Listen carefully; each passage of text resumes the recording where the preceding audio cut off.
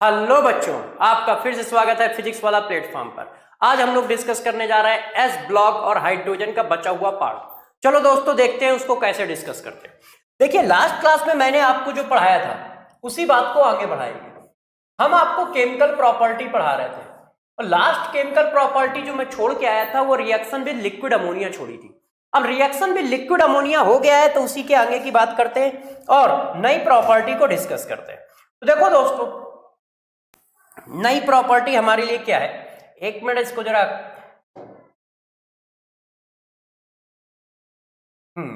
अब जरा देखिए बच्चों, नई प्रॉपर्टी हमारे लिए क्या है और कैसे आएगी।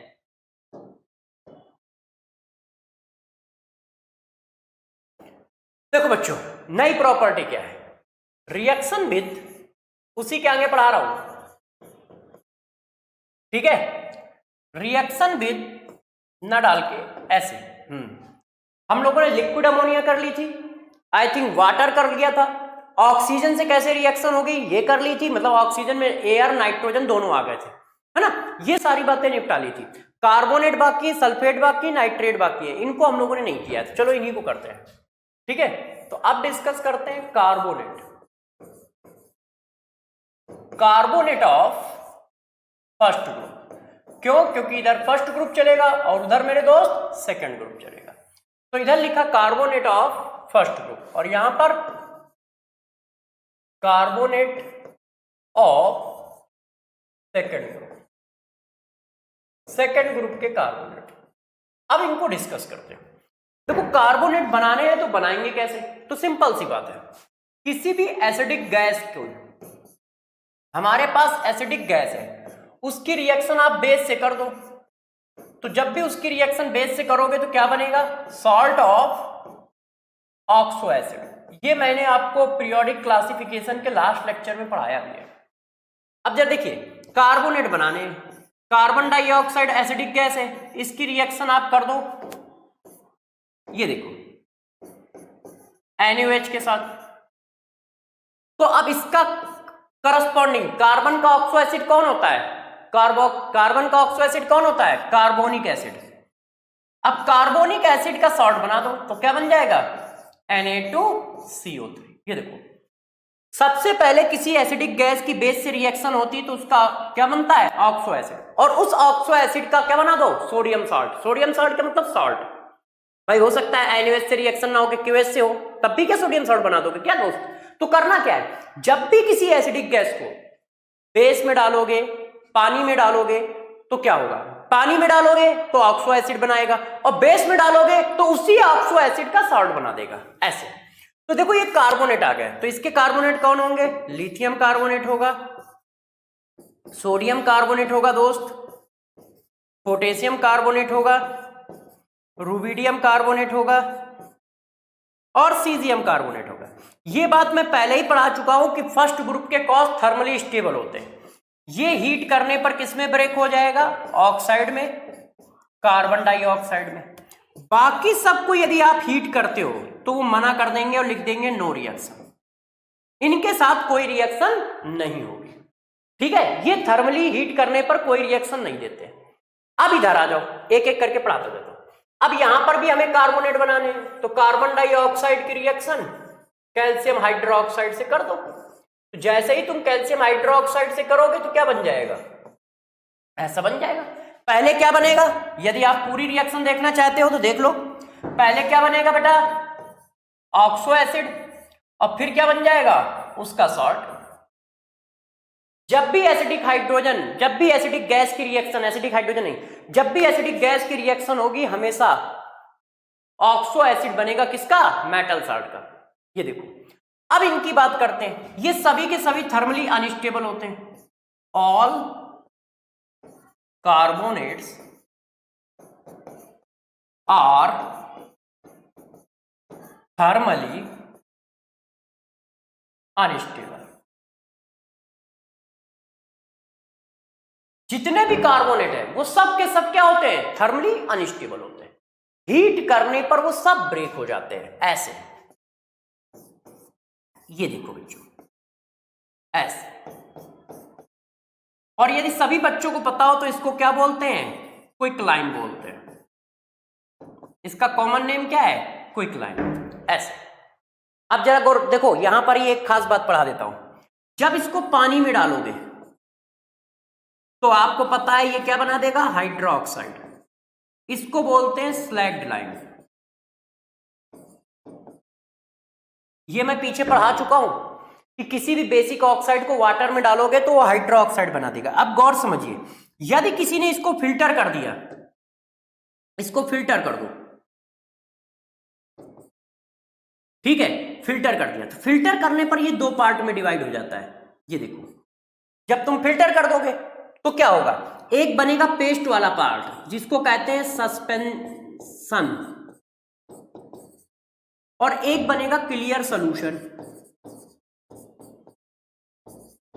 क्लियर सॉल्यूशन को बोला जाता है लाइम वाटर।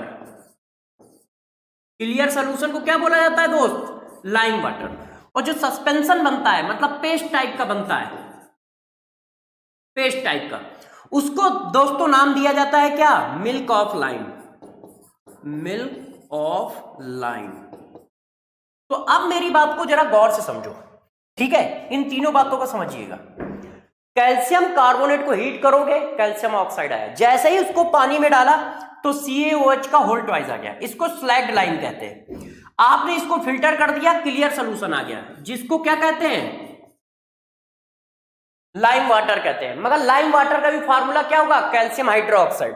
और जो पेस्ट बनता है उसको मिल्क ऑफ लाइम कहते हैं। मिल्क ऑफ लाइम का भी फार्मूला क्या होगा? Calcium oxide. तो जरा देखिएगा, quick lime calcium oxide, slagged lime calcium hydroxide, lime water calcium hydroxide, milk of lime calcium hydroxide.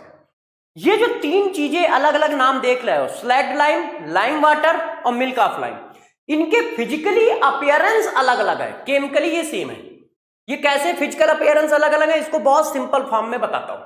जैसे आप लोग घरों में क्या करते हो? लस्सी बनाते हो ना, ठीक है?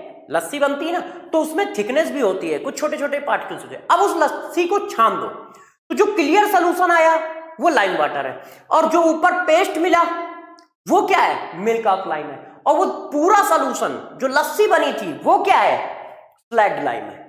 तो suspension of calcium hydroxide is known as slaked lime, और जो पेस्ट होता है, precipitate of calcium hydroxide is known as milk of lime, और clear solution of calcium hydroxide is known as lime water.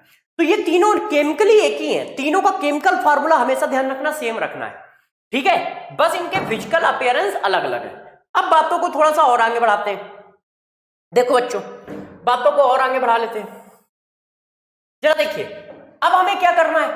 देखो, कार्बोनेट की बात चल रही थी, तो देखो जरा, all carbonates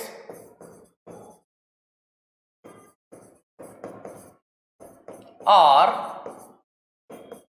exist in solid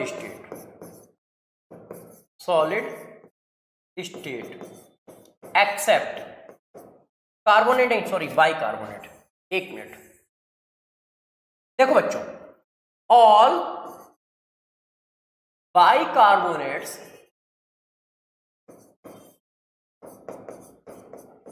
are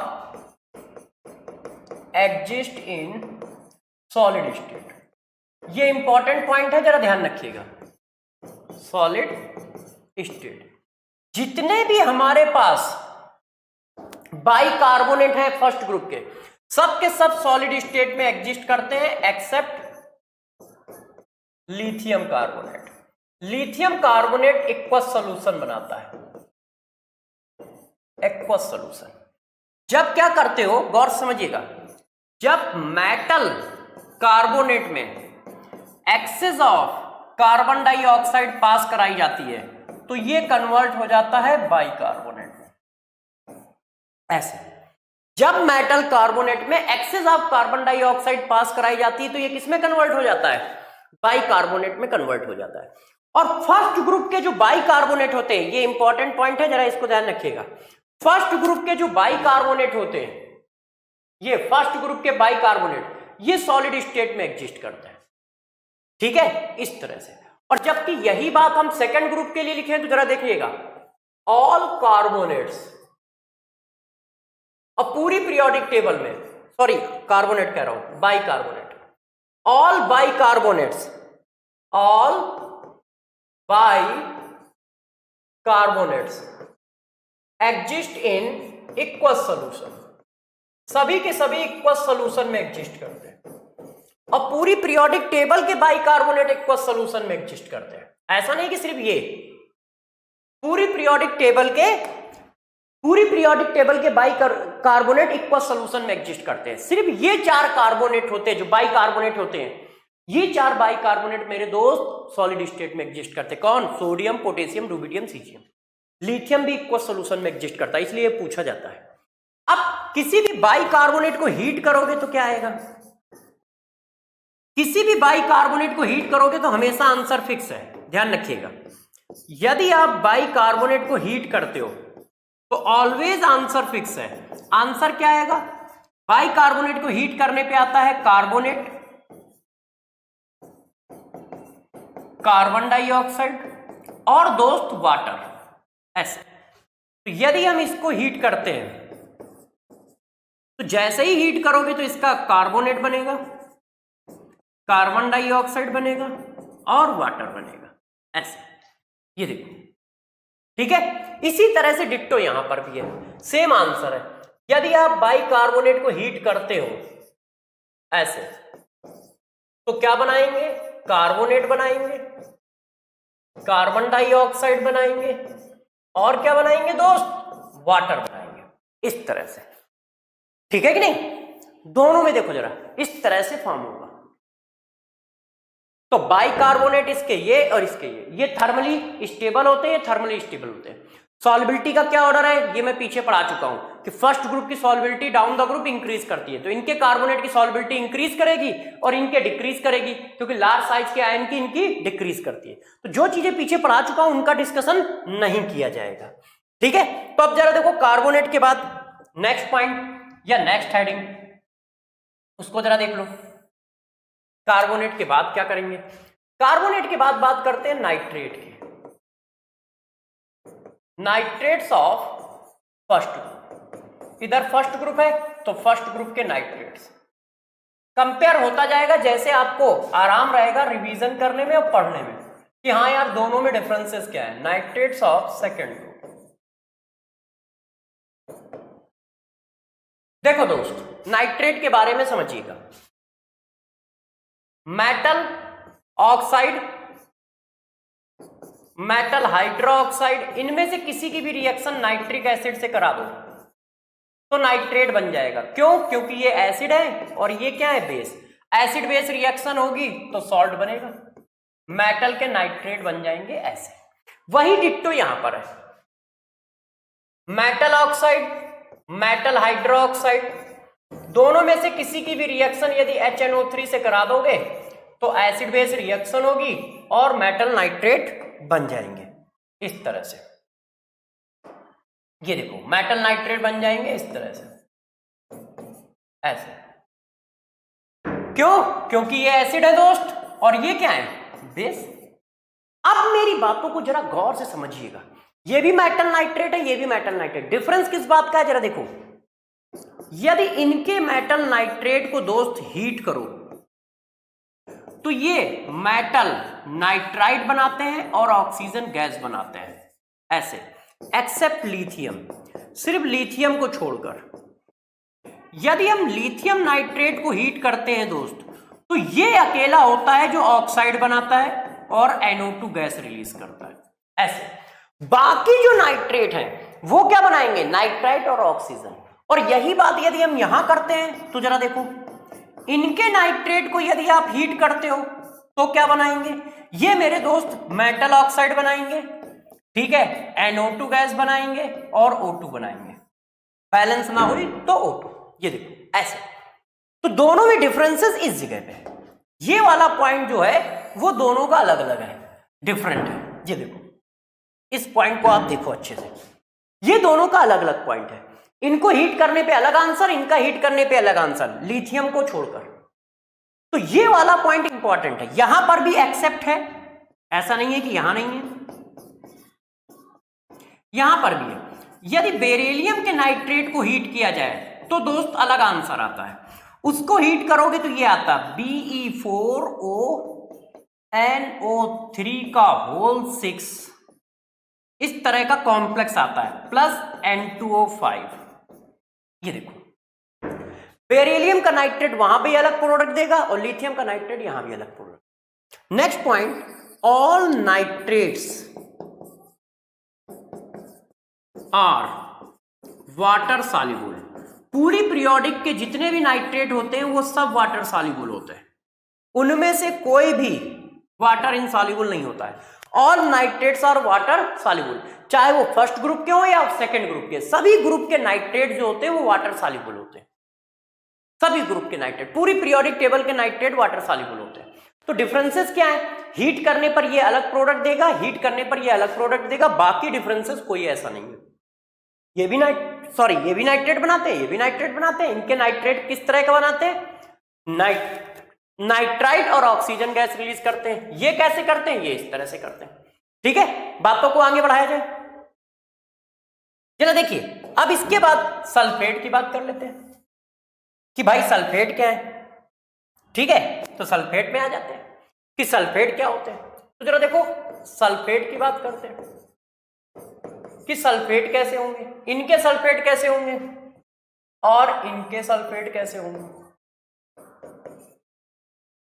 ठीक है, गौर से समझिएगा कि सल्फेट्स में क्या डिफरेंस है, सल्फेट कैसे होते हैं। तो अब जरा देखो यार, वही बात है, मेटल ऑक्साइड, मेटल हाइड्रोक्साइड, इनकी रिएक्शन यदि हम लोग H2SO4 से कर दें तो क्या बन जाएंगे? मेटल सल्फेट बन जाएंगे।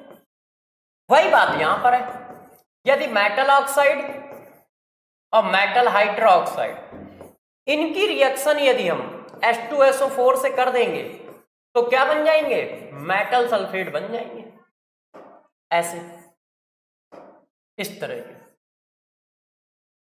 ये देखो, ठीक है। अब यहां पर इंपॉर्टेंट पॉइंट क्या है वो जरा गौर से समझो। इनके जो मेटल सल्फेट होते हैं वो थर्मली स्टेबल होते हैं, पीछे पढ़ा चुका हूं, हीट करने पर ब्रेक नहीं होते, no reaction. Cause of first group are thermally stable except lithium. Lithium को हीट करोगे तो ये ब्रेक हो जाएगा, और ब्रेक किस में होता है? हमेशा ऑक्साइड SO2, और जब भी सल्फेट कार्बोनेट इन सबको ब्रेक करोगे, सल्फेट कार्बोनेट हाइड्रोक्साइड यदि ब्रेक होते हैं तो ऑक्साइड बनाएंगे। यहां पर क्या है? ये सभी के सभी ब्रेक हो जाते हैं। ऐसा कुछ नहीं है कि कोई हीट करने पे ब्रेक नहीं होता है, सभी के सभी ब्रेक होते हैं और अपना प्रोडक्ट देते हैं। क्या? मेटल ऑक्साइड, SO2 और ऑक्सीजन गैस, इस तरह से। ये देखो, तो ये इनके डिफरेंसेस हैं। यदि आप देखो तो ये एक डिफरेंट पॉइंट है, अलग अलग पॉइंट है। ये देखो, डिफरेंट पॉइंट है, सेम पॉइंट नहीं है, ऐसे। अब दूसरी बात, और भी बहुत सारे पॉइंट अलग है। ये देखो, बात समझ पा रहे हो किस तरह से? अब जरा देखो यार, इनके सल्फेट में एक पॉइंट इंपॉर्टेंट है, वो है कैल्शियम सल्फेट .2H2। इसको क्या कहते हैं दोस्त? इसको बोलते हैं जिप्सम। ध्यान है, जिप्सम बोला जाता है। और इसको जब 120 डिग्री सेंटीग्रेड पे हीट कर दोगे तो ये कन्वर्ट हो जाता है इसमें, ऐसे, या फिर इसको ऐसे लिख दो, 2 का मल्टीप्लाई कर दो, ऐसे। ये देखो, 120 डिग्री सेंटीग्रेड पे हीट करने पर ये बन जाता है plaster of Paris, POP, plaster of Paris. और इससे ज्यादा भी हीट कर दिया यदि 200 या 200 से ऊपर, तो ये बन जाता है क्या? Calcium oxide. ये देखो, इस तरह से। तो ये एक स्पेसिफिक रिएक्शन है, याद रखना, ध्यान आता है कि जिप्सम को हीट करोगे तो प्लास्टर ऑफ पेरिस बनेगा 120 डिग्री सेंटीग्रेड पे। प्लास्टर ऑफ पेरिस का फार्मूला CaSO4.12H2O या फिर 2CaSO4.H2O। ठीक है, और कैसा चलेगा? इस तरह से चलेगा। तो इनके सल्फेट क्या होते हैं? थर्मली अनस्टेबल होते हैं, थर्मली स्टेबल होते हैं, हीट करने पे ब्रेक नहीं होते हैं, एक्सेप्ट लिथियम। और इनके सल्फेट जो होते हैं बच्चों, हीट करने पे ब्रेक होते हैं और बनाते क्या है? Metal oxide. और ये तो ये बातें कुछ सल्फेट के बारे में बताई। बाकी जब बातें बता चुका हूं, solubility down the group increase करेगी, इनकी solubility down the group decrease करेगी। ठीक है, अब आपके लिए जो लेके आ रहा हूं वो क्या है जरा समझिए। अब आपको बच्चों पढ़ाने जा रहा हूं कोई कंपाउंड। अब आप पढ़ोगे सोडियम हाइड्रोक्साइड, सोडियम हाइड्रोक्साइड। देखो ये काफी इंपॉर्टेंट कंपाउंड है, इसकी रिएक्शन खूब पूछी जाती है, तो इसकी रिएक्शन खूब पूछते हैं, जरा ध्यान रखिएगा, खूब आती है पेपर में। NaOH क्या बोलते हैं? NaOH। अब यार इसको कैसे करोगे जरा देखो, गौर से समझिएगा। Reaction of NaOH, reaction of NaOH। तो रिएक्शन ऑफ NaOH में सबसे पहले गौर से, रिएक्शन विद एसिड, एसिड के साथ रिएक्शन करोगे तो क्या बनेगा। अब जरा इस बात को समझिएगा प्यारे बच्चों, एक एसिडिक होता है हमारे पास प्रोटिक एसिड। प्रोटिक एसिड का मतलब जिनके पास H पॉजिटिव होता है। एक होते हैं सिर्फ एसिडिक गैस, एसिडिक क्या होता है दोस्त? Acidic gas. ये देखो, अब जरा देखो, जब इनकी रिएक्शन NaOH से कराओगे तो आंसर दोनों का सेम ही आएगा। आंसर क्या है जरा देखिए, आंसर क्या है? आंसर मेरे प्यारे बच्चों बनता है salt of oxo acid. Oxo acid का सॉल्ट आंसर बनेगा, जो भी ऑक्सो एसिड होंगे उनके सॉल्ट, चाहे दोनों में से किसी से भी रिएक्शन कराओ। फॉर एग्जांपल इस कॉन्सेप्ट को जरा याद रखना, कॉन्सेप्ट को ना भूले कि हाँ यार कॉन्सेप्ट क्या है। जरा देखिए, ध्यान दो, यदि हम H2SO4 की रिएक्शन NaOH से करा दें तो क्या बनेगा, हम बचपन से पढ़ते आए हैं। मगर हम कह रहे हैं SO3 की रिएक्शन यदि NaOH से करा दें तो क्या बनेगा। तो जरा बताओ, H2SO4 की NaOH से कराओगे तो एसिड बेस रिएक्शन हुई, क्या बनेगा? Sodium sulphate. और क्या बनेगा दोस्त? वाटर। क्यों? ये तो बचपन से पढ़ते आए हो। अब जरा गौर से मेरी बात बताना, SO3 कितना है? +6। इसका ऑक्सो एसिड कौन होता है? H2SO4। ध्यान है, मैंने पढ़ाया है केमिकल बॉन्डिंग में, एक केमिकल बॉन्डिंग में कह रहा है, पीरियोडिक टेबल का लास्ट लेक्चर है जिसके लिए मैंने अलग से डाला था ऑक्साइड बना के। अब देखो, इसका ऑक्सो एसिड कौन है दोस्त? ये। अब NaOH जब इससे रिएक्शन करेगा तो इसका ऑक्सो एसिड का क्या बनाना है? सॉल्ट। तो सेम आंसर ये देखो, ये सिर्फ आंखों का धोखा है। कोई भी एसिडिक गैस पानी में जाती है तो ऑक्सो एसिड में कन्वर्ट हो जाती है, तो आंखों का धोखा है कि ये अलग अलग रिएक्शन है। रियलिटी में दोनों सेम रिएक्शन है, सेम आंसर आना है। ठीक है, इसका करस्पॉन्डिंग ऑक्सो एसिड कौन आया? H2SO4, और उसी का सॉल्ट बना। और यहां पर क्या था, पहले से ही ऑक्सो एसिड दिया था तो भी उसी का सॉल्ट बना। तो आंखों का धोखा है, आंसर सेम आना है। जैसे ये देखो, किसी ने कहा कार्बन डाइऑक्साइड के NaOH से करा दे तो क्या बनेगा। किसी का कहना है कि P4O10 के NaOH से करा दे तो क्या बनेगा। अरे मेरे दोस्त, वही बनेगा जो तुम जानते हो। और तुम क्या जानते हो? तुम जानते हो कि कार्बन डाइऑक्साइड का ऑक्सो एसिड कौन होता है? H2CO3। कार्बन डाइऑक्साइड का ऑक्सो एसिड कौन होता है? H2CO3। अब इसका सॉल्ट बना दो, Na2CO3। और P4O10 का ऑक्सो एसिड कौन होता है? H3PO4, क्योंकि ऑक्सीडेशन नंबर कितनी है? 5। इसकी ऑक्सीडेशन नंबर कितनी थी? 4। कार्बन डाइऑक्साइड का तो एक ही ऑक्सो एसिड होता है। P4O10 फास्फोरस के 3-4 ऑक्सो एसिड होते हैं, मगर उसमें से +5 वाला ये है, और इसी का सॉल्ट बना दो तो इसका सॉल्ट क्या होगा? Na3PA4। अब मैं बाकी रिएक्शन नहीं लिख रहा क्योंकि बहुत सारा है, बहुत कुछ पढ़ाना है। तो कॉन्सेप्ट और कॉन्सेप्ट के 1-2 एग्जांपल। अब इसको छाप लोगे, मतलब कर लोगे, इसमें कोई दिक्कत की बात तो नहीं है। इसमें कोई दिक्कत की बात तो नहीं कि नहीं यार हम नहीं कर पाएंगे, कर लोगे ना। तो चलो ये देखो, अब ये रिएक्शन जो है लैब में बहुत यूज होती है। आपने कभी NaOH की बोतल देखी है? NaOH की बोतल जो होती है काफी गंदी चीज होती है, डर्टी कलर होता है, डर्टी व्हाइट कलर बोलते हैं उसको, है ना। बहुत गंदी सी लगती है, व्हाइटनेस होती है उसके अंदर, कभी भी देखना। और जितनी पुरानी बोतल होगी उतनी ही गंदी लग रही होगी। ऐसा इसलिए नहीं है कि बोतल गंदी होती है, ऐसा इसलिए है कि सोडियम कार्बोनेट जो होता है ये व्हाइट कलर का होता है। अब जब आप बोतल खोलते हो, बंद करते हो, खोलते हो, बंद करते हो, तो एयर में क्या होती है? कार्बन डाइऑक्साइड होती है। वो धीरे धीरे धीरे धीरे रिएक्शन करके सोडियम कार्बोनेट बनाती है, और सोडियम कार्बोनेट जो होता है ना उस बॉटल के अंदर व्हाइटनेस ला देता है, क्योंकि सोडियम कार्बोनेट व्हाइट कलर का होता है। तो ये जो उस बॉटल के अंदर व्हाइट कलर के थोड़े थोड़े छोटे छोटे छोटे छोटे पार्टिकल्स दिख रहे होते हैं गंदे टाइप के, वो इसी के होते हैं। बेचारी बॉटल तो साफ होती है, मगर वो एटमॉस्फेयर में धीरे धीरे धीरे धीरे रिएक्शन होते होते उसमें व्हाइटनेस आ जाती है, और इस रिएक्शन की वजह से आ जाती है। ठीक है ना, तो ध्यान रखोगे इस कॉन्सेप्ट को, कहानी को और आगे बढ़ाया जाए। अब जरा देखो यार, एक और कॉन्सेप्ट, हम लोग कॉन्सेप्ट आज खेल रहे हैं, इंपॉर्टेंट कॉन्सेप्ट है, ये पेपर में आते हैं। नेक्स्ट नंबर कॉन्सेप्ट, यदि कहीं पर अमोनियम सॉल्ट हो, मैंने आपको बताया था कि रिएक्शन, सारी रिएक्शन के कॉन्सेप्ट होते हैं। ये फर्जी बातें हैं कि इनऑर्गेनिक में रिएक्शन याद रखनी पड़ती हैं, अभी पढ़ा रहा हूं, देखिएगा, कोई भी रिएक्शन याद रखनी हो तो बताना। अमोनियम सॉल्ट की रिएक्शन यदि बेस से करा दी जाए तो क्या होगा? जब भी अमोनियम सॉल्ट की रिएक्शन बेस से कराओगे तो हमेशा बेटा एक ही चीज बननी है, अमोनिया बनना है और फिर सॉल्ट बनना है और वाटर बनना है। कैसे बनना है मैं समझाता हूं, कॉन्सेप्ट को समझो। देखो दोस्त, ये अमोनिया है, ठीक है। अमोनिया क्या होता है सभी लोग जानते हैं, वीक बेस होता है। अब इसको एक प्रोटॉन दे दो, जब एक प्रोटॉन दे दोगे तो क्या आ जाएगा? अमोनियम आ जाएगा।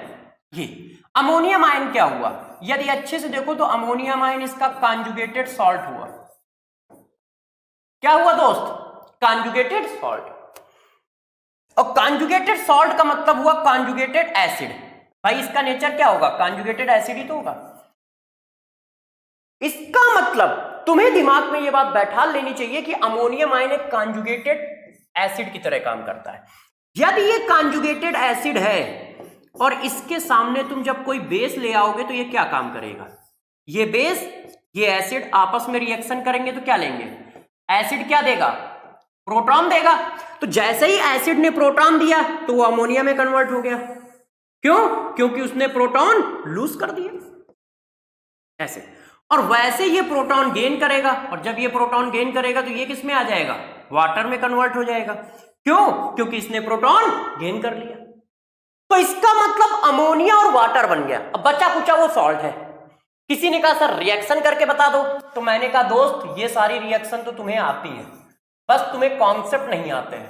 तो कॉन्सेप्ट पढ़ाने के लिए मैं आया हूं। देखिएगा, गौर से मेरी बातों को समझिए। ये देखो, ये हो गया एसिड, ये हो गया मेरे दोस्त बेस। एसिड बेस रिएक्शन हुई, क्या बना? अमोनिया और वाटर। अब बचा क्या?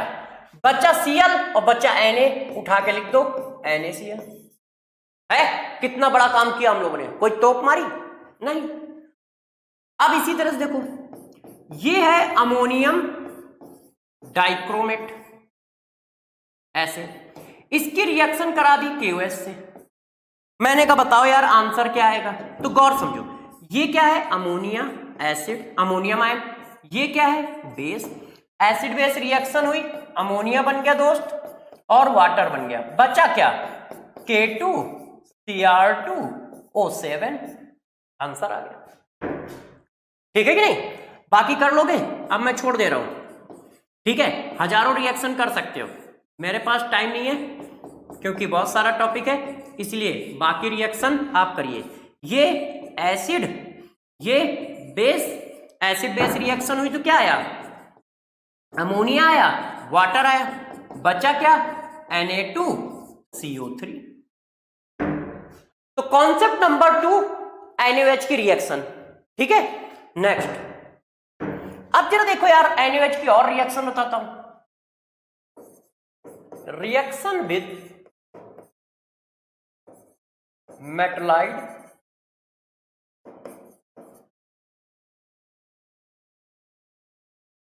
एंड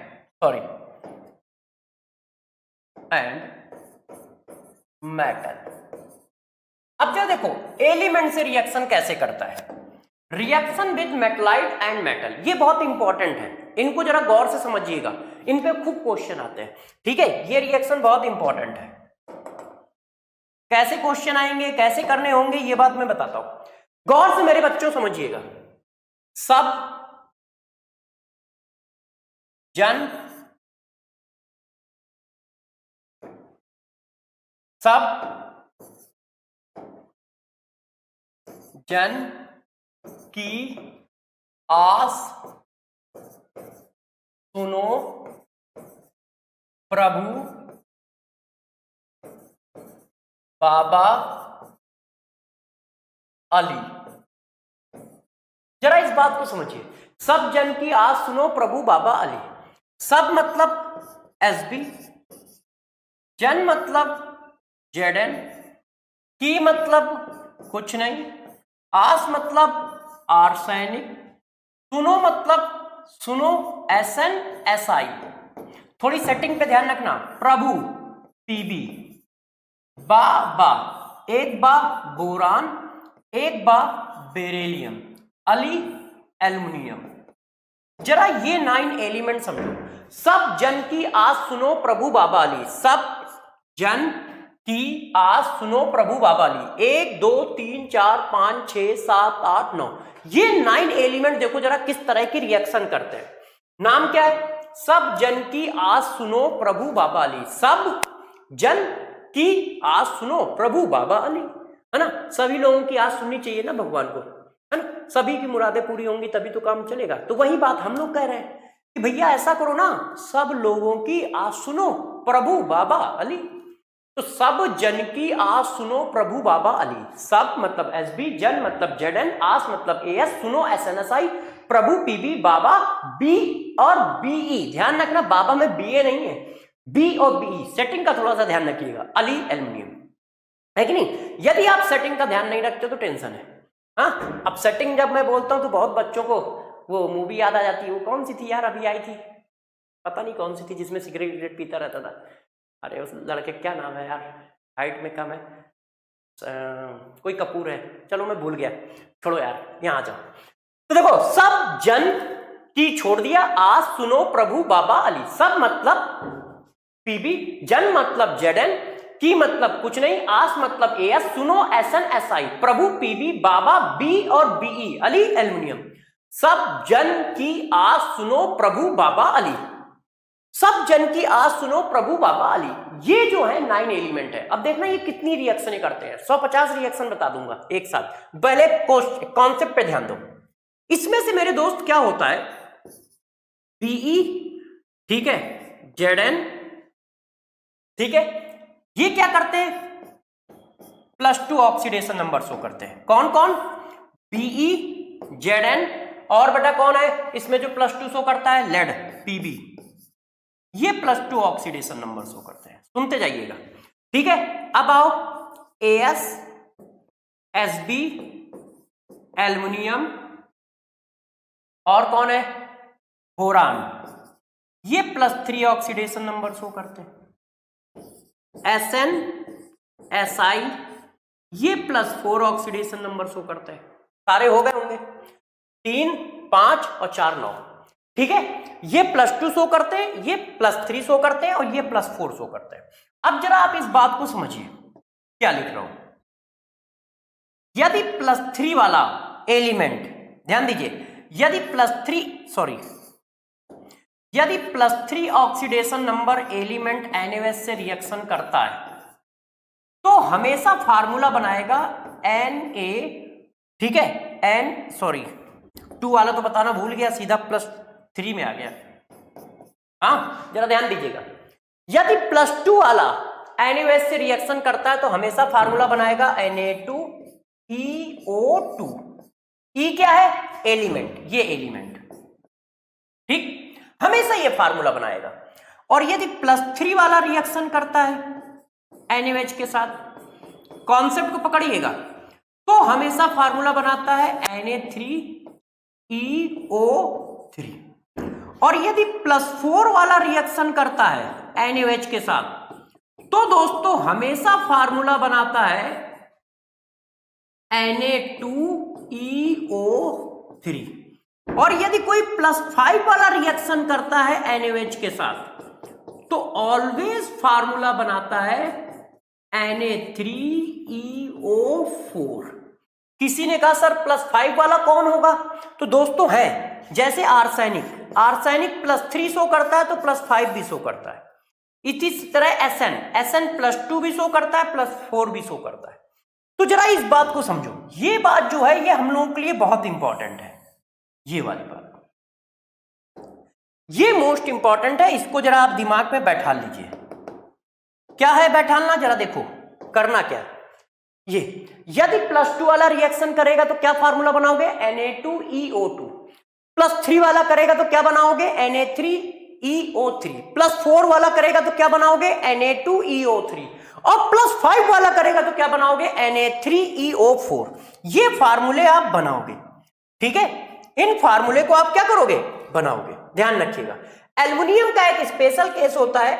एल्युमिनियम जब रिएक्शन करता है मेरे दोस्त NaOH के साथ तो अपना अलग कंपाउंड बनाता है, वो होता है NaAlO2। इसको बोलते हैं sodium Meta aluminate. Sodium Meta aluminate ये बनाता है। ये देखो, तो +2 वाला क्या बनाएगा, Na2EO2। +3 वाला क्या बनाएगा, Na3EO3। +4 वाला क्या बनाएगा, Na2EO3। +5 वाला क्या बनाएगा, Na3EO4। और एल्युमिनियम का अपना स्पेशल केस होगा, ये बनाएगा। इसको थोड़ा सा ध्यान रखिएगा, ठीक है। अब ये कैसे अप्लाई होगा जरा समझिएगा। सबसे पहले याद रखो क्या, सब जन की आस सुनो प्रभु बाबा अली।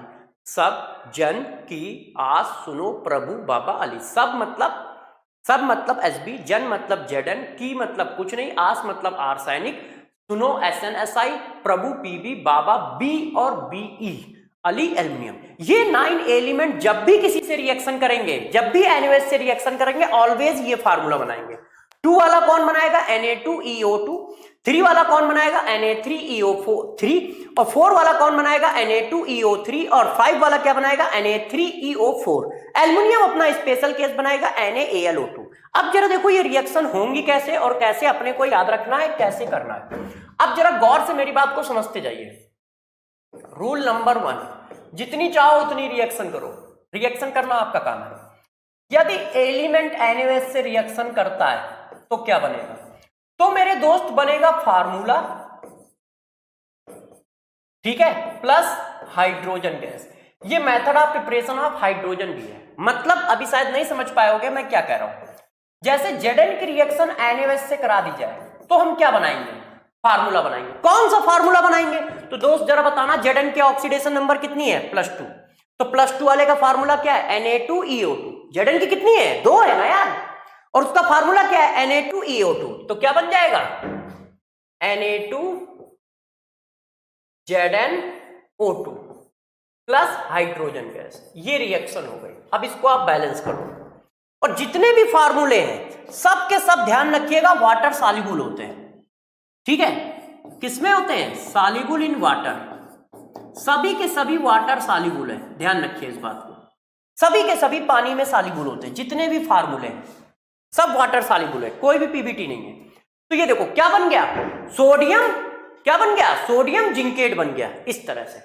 अब यार दोस्त और देख लो, मान लो कोई और रिएक्शन करानी है तो इसी तरह से रिएक्शन करा सकते हो। जैसे एल्युमिनियम की करा दी जाए NaOH के साथ, तो तुम क्या बना दोगे, आप बना दोगे NaAlO2। एल्युमिनियम का स्पेशल केस है, ध्यान रखिए। ये देखो किसी ने यार किसके साथ करा दी, बोरान के साथ करा दी। तो बोरान क्या है, +3 वाला है। तो जब +3 वाला है तो फार्मूला क्या बनेगा, Na3BO3 प्लस हाइड्रोजन। अब इस तरह से 9 रिएक्शन कर सकते हो। तो 9 रिएक्शन आपको करनी है, मैं बस 2-3 रिएक्शन करके छोड़ रहा हूं। अब रूल नंबर 2, अभी रिएक्शन नहीं खत्म हुई है, अभी तो 9 रिएक्शन बताइए यार दोस्त, है ना, जितनी कहोगे उतनी रिएक्शन बता दूंगा। अब यदि इनके ऑक्साइड रिएक्शन करें, क्या रिएक्शन कर रहे हैं, एलिमेंट ऑक्साइड। यदि एलिमेंट के ऑक्साइड रिएक्शन कर रहे हैं तो एलिमेंट के ऑक्साइड क्या होंगे, ये होंगे एलिमेंट की पावर m, ऑक्साइड की पावर 2, इसकी टोपी उसके सर लगाओगे यही तो आएगा।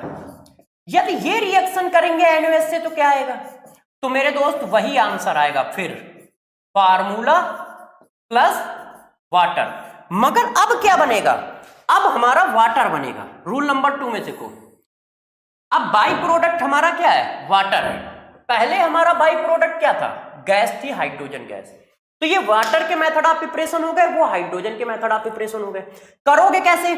जैसे ये देखो, सॉरी ये देखो, ZnO प्लस NaOH। अब बताओ क्या बनेगा? ये कितना है? +2 ऑक्सीडेशन नंबर। तो +2 का फार्मूला Na2 ZnO2 प्लस मेरे दोस्त वाटर। ऐसे करोगे। अब जैसे मैंने ये लिख दिया SnO प्लस NaOH, फिर मैंने लिख दिया SnO2 प्लस NaOH। अब दोनों में क्या आंसर बनाओगे? क्या सेम बनाओगे? नहीं, ये क्या है? ये +2 वाला है और ये क्या है? ये +4 वाला है। तो +2 वाले में +2 वाला बनाओ, Na2 SnO2 प्लस वाटर, और उसमें +4 वाला बना दो, Na2 SnO3 प्लस वाटर। ये देखो, इसी तरह से आप 9-10 रिएक्शन जितनी भी करनी चाहते हो कर लो, 11 रिएक्शन हो जाएंगे। क्यों? 2-2 ऑक्सीडेशन नंबर भी है ना किसी किसी की। तो जब एलिमेंट रिएक्शन करेगा तो फार्मूला और हाइड्रोजन गैस, जब उसका ऑक्साइड करेगा तो फार्मूला और वाटर। अब नेक्स्ट पॉइंट पे चलते हैं। नेक्स्ट पॉइंट क्या है जरा समझो, रूल नंबर 3। रूल नंबर 3 मेरे दोस्त काफी इंपॉर्टेंट है। वो क्या है जरा समझो, सॉल्ट ऑफ एलिमेंट। अब रिएक्शन की लिमिट नहीं है, चाहे जितनी रिएक्शन कर लो, क्योंकि सॉल्ट तो बहुत सारे हो सकते हैं। यदि सॉल्ट ऑफ एलिमेंट रिएक्शन करेगा तो जरा देखो क्या बनेगा। जब सॉल्ट ऑफ एलिमेंट रिएक्शन करेगा NaOH के साथ तो रिएक्शन 2 स्टेप में होगी। पहले क्या बनेगा? एलिमेंट का हाइड्रोक्साइड ऐसे, प्लस ETC जो भी कुछ बचाओ, और एलिमेंट का हाइड्रोक्साइड फर्दर रिएक्शन करेगा NaOH के साथ। मगर ये रिएक्शन तभी होगी जब NaOH एक्सेस में दिया हो, और बनाएगा क्या? वही आंसर, फार्मूला प्लस वाटर। बस यहां पर एक बात आप ध्यान रखिएगा कि जो एलिमेंट का हाइड्रोक्साइड है ये हमेशा PBT होगा और फार्मूला हमेशा सॉल्युबल होगा। ये देखो, तो जब आप सॉल्ट से रिएक्शन कराओगे तो 2 स्टेप में होगी, पहले हाइड्रोक्साइड फॉर्म होगा देन फार्मूला फॉर्म होगा। कैसे? एग्जांपल देता हूं। अब इसमें आप चाहे जितनी रिएक्शन कर लो, जैसे किसी ने कहा जिंक सल्फेट की रिएक्शन NaOH से कराएं तो क्या बनेगा? जरा बताना, जिंक सल्फेट वो 9 एलिमेंट में है या नहीं है? सब Zn है। तो अब Zn का सॉल्ट लिया है तुमने, तो पहले क्या बनाओगे? इसका हाइड्रोक्साइड। Zn का हाइड्रोक्साइड क्या होता है दोस्त? ये होता है ZnOH का whole twice plus ETC। ETC में क्या बचा? Na बचा और सोडियम बचा, तो सोडियम सल्फेट रिएक्शन हो गई, और ये क्या हुआ? PBT। और सारे हाइड्रोक्साइड जनरली व्हाइट होते हैं, व्हाइट प्रेसिपिटेट बनाते हैं। अब यदि NaOH एक्सेस में नहीं है तो जिंक हाइड्रोक्साइड का प्रेसिपिटेट बन जाएगा और रिएक्शन रुक जाएगी। मगर मेरे दोस्त यदि इसको आपने एक्सेस में ले रखा है तो ये फर्दर रिएक्शन करेगा और उसमें डिसॉल्व हो जाएगा, और डिसॉल्व होके क्या बना देगा?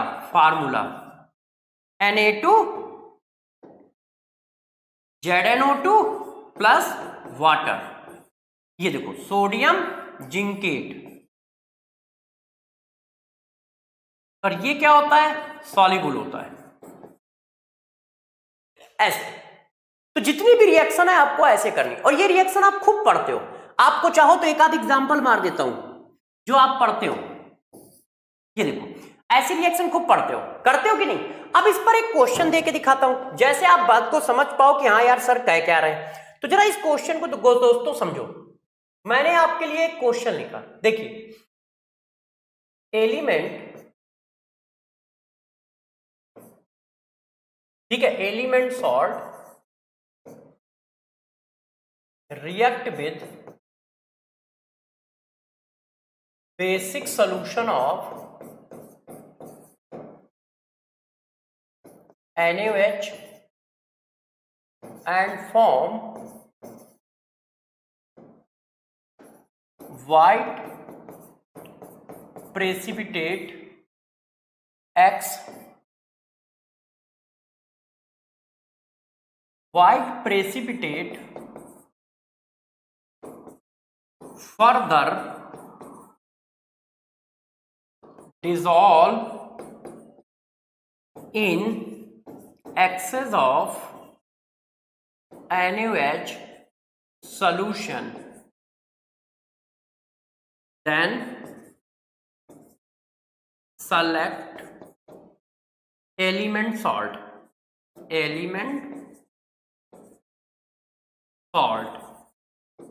Option A ferrous sulphate, option B, ठीक है देखते जाइएगा, AlCl3, option C MgCl2, option D copper sulphate. अब बताओ कैसे करोगे। अब आप बताओ देख के कि जो कि कह रहा है ये किसकी सिचुएशन बता रहा है। वो कह रहा है एक एलिमेंट सॉल्ट है, एलिमेंट का सॉल्ट है, वो पहले क्या बनाता है, व्हाइट कलर का प्रेसिपिटेट बनाता है, फिर फर्दर एक्सेस ऑफ NaOH में क्या हो जाता है, डिसॉल्व हो जाता है। इसका मतलब यही तो कुछ बोलना चाह रहा है। और जब ऐसा ही कुछ है कि पहले उसने प्रेसिपिटेट बनाया फिर डिसॉल्व हो गया, तो इसका मतलब इन्हीं 9 में से कोई एक होगा। कौन कौन, सब SB, जन मतलब Zn, ठीक है, सब जन की कुछ नहीं, आस AS, सुनो SNSI, प्रभु PB, बाबा B और BE, अली एल्युमिनियम। चेक करो इन 9 में से कौन है, ये है सिर्फ सब जन की आस, सुनो प्रभु, बाबा, अली है। तो आंसर क्या हुआ, ये क्वेश्चन ऐसे पूछे जाएंगे। और भी इजी पूछ सकता है और भी टफ भी कर सकता है, ये देखो। तो रूल नंबर 3 आपको ये बताया। अब रूल नंबर 4, इस पे आ जाओ, गौर समझते जाइए। ये NaOH की रिएक्शन है, NaOH बहुत बड़ा कंपाउंड होता है। रूल नंबर 4 मेरे दोस्त, सॉल्ट ऑफ फेस मैन, ये क्या है जरा इस बात को समझिएगा। FACEMAN,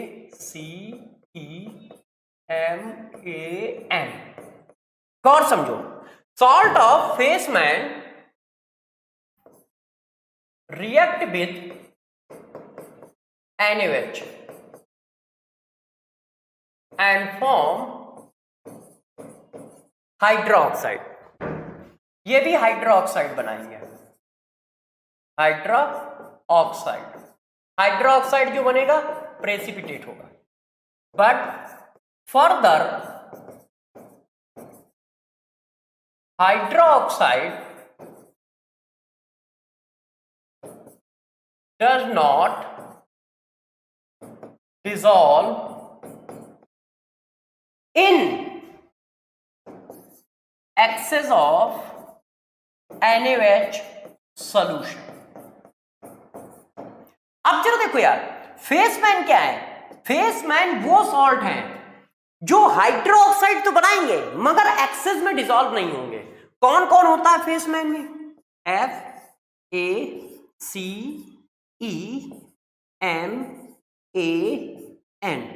F का मतलब सॉल्ट ऑफ Fe और Fe3 पॉजिटिव।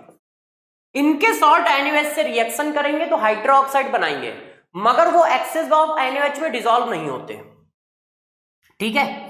A कुछ नहीं है, C का मतलब होता है कॉपर क्रोनियम, E का मतलब कुछ नहीं है, M का मतलब होता है Mn2 पॉजिटिव, A का मतलब कुछ नहीं है और I का मतलब है निकल 2 पॉजिटिव। इनके जो सॉल्ट है दोस्त वो क्या करेंगे, वो हाइड्रोक्साइड बनाएंगे मगर एक्सेस में डिसॉल्व नहीं होंगे। मतलब जैसे किसी ने क्वेश्चन कह दिया A मैं शॉर्टकट में बना रहा हूं और B, दो सॉल्ट है, इनको मैंने एक्सेस ऑफ NaOH से पास करा दिया है, ठीक है। A salt dissolve in excess of NaOH but B dissolve नहीं होता है, does not dissolve in excess of NaOH। तो बताओ A और B कौन है। Option A, find A and B। A और B बेटा हमें फाइंड करना है। ऑप्शन ए जो है वो हमारा फेरस सल्फेट है और B जो है वो हमारा कॉपर सल्फेट है। ऑप्शन सेकंड ए जो है हमारा वो निकल सल्फेट है और बी जो है हमारा वो मेरे दोस्तों क्या है, जिंक सल्फेट है। अब बताओ आंसर क्या होगा, आंसर क्या होगा। तो जरा देखो कौन डिजॉल्व हो जाता है, सब जन की आज सुनो प्रभु बाबा अली एक्सेस में डिजॉल्व हो जाते हैं। कौन डिजॉल्व नहीं होता, फेसमैन डिजॉल्व नहीं होते। तो ए और बी जो थे उसमें से ए डिजॉल्व हो जाता है, बी नहीं होता है। तो बी कौन होगा, फेसमैन वाला। ए कौन होगा, सब जन की आज सुनो प्रभु बाबा अली वाला। एक बार ऑप्शन चेंज कर देता हूं क्योंकि दो ही ऑप्शन लिखे हैं और उसमें से मेरे हिसाब से दोनों में से कोई सही नहीं है, क्योंकि मैं क्वेश्चन ऊपर से पढ़ रहा था और नीचे तक ऑप्शन लिखते लिखते भूल गया कि मैंने ऊपर क्या क्या लिखा है। बी डिजॉल्व नहीं होता है, डिजॉल्व होता है। तो इसको चेंज करता हूं, ये देखो अब ये क्या है, इसको मैंने चेंज कर दिया है AlCl3। ये लो, अब यदि ए डिजॉल्व हो जाता है तो वो कौन होना चाहिए, सब जन की आज सुनो प्रभु बाबा अली वाला। बी डिजॉल्व नहीं होता है तो वो कौन होना चाहिए, फेसमैन होना चाहिए। ये देखो लिखा है, ए जो है सब जन की आज सुनो प्रभु बाबा अली और बी जो है वो फेसमैन है। नीचे जरा चेक करो दूसरे वाले ऑप्शन में, यदि दूसरे ऑप्शन में देखो तो ये भी फेसमैन है और ये उल्टा लिख गया है। फेसमैन डिसॉल्व नहीं होता है तो वो ए बन गया और जेडन डिसॉल्व हो जाता है तो उसको तुमने बी लिख दिया है, मतलब जस्ट उल्टा लिखा है। तो ये भी आंसर नहीं है, सिर्फ ए आंसर है ऐसे। तो इस बात को भी आप ध्यान रखें, ये वाला पॉइंट कि कौन है जो डिसॉल्व होता है और कौन है जो डिसॉल्व नहीं होता है। ध्यान रख पाओगे इस बात को, ठीक है। तो ये देखो NaOH के बारे में मैंने बहुत सारी रिएक्शन पढ़ाई, रिएक्शन पढ़ा दिए, आपको अच्छे से इनकी प्रैक्टिस करनी है। रूल नंबर 4 भी बता दिया है, अच्छे से ध्यान रखिए। अब हम नेक्स्ट बात करते हैं कि नेक्स्ट बात क्या है। जरा देखो ये हो गया, ये हो गया, ये देखो। अब जरा देखो नेक्स्ट नंबर की बात क्या है, गौर से बातों को ध्यान दें और समझें। नॉन मेटल, अब यार प्यारे बच्चों हम लोग बात करेंगे कि नॉन मेटल से कैसे रिएक्शन करेगा NaOH, नॉन मेटल से किस तरह से रिएक्शन करेगा और क्या फॉर्म करेगा। अब हम इस पर डिस्कशन करना चाहते हैं। तो जरा देखो यदि आप इस पर डिस्कशन करना चाहते हो तो जरा देखो सबसे पहले कॉन्सेप्ट क्या है। देखो यदि आपने नॉन मेटल लिया है और NaOH डाल दिया है, नॉन मेटल लिया है और NaOH डाल दिया है तो क्या बनना चाहिए, तो दोस्तों बनता है salt of oxo acid, salt of oxo acid और प्लस ETC। ये कॉन्सेप्ट है, ये रूल है, आपको ये अच्छे से याद रखना है कि क्या बनेगा, सॉल्ट ऑफ ऑक्सो एसिड बनेगा और साथ में क्या बनेगा, साथ में बनेगा ETC। कैसे काम करता है एक एक करके आपको समझाता हूं, गौर से देखिए। सबसे पहला पॉइंट ए, रिएक्शन विद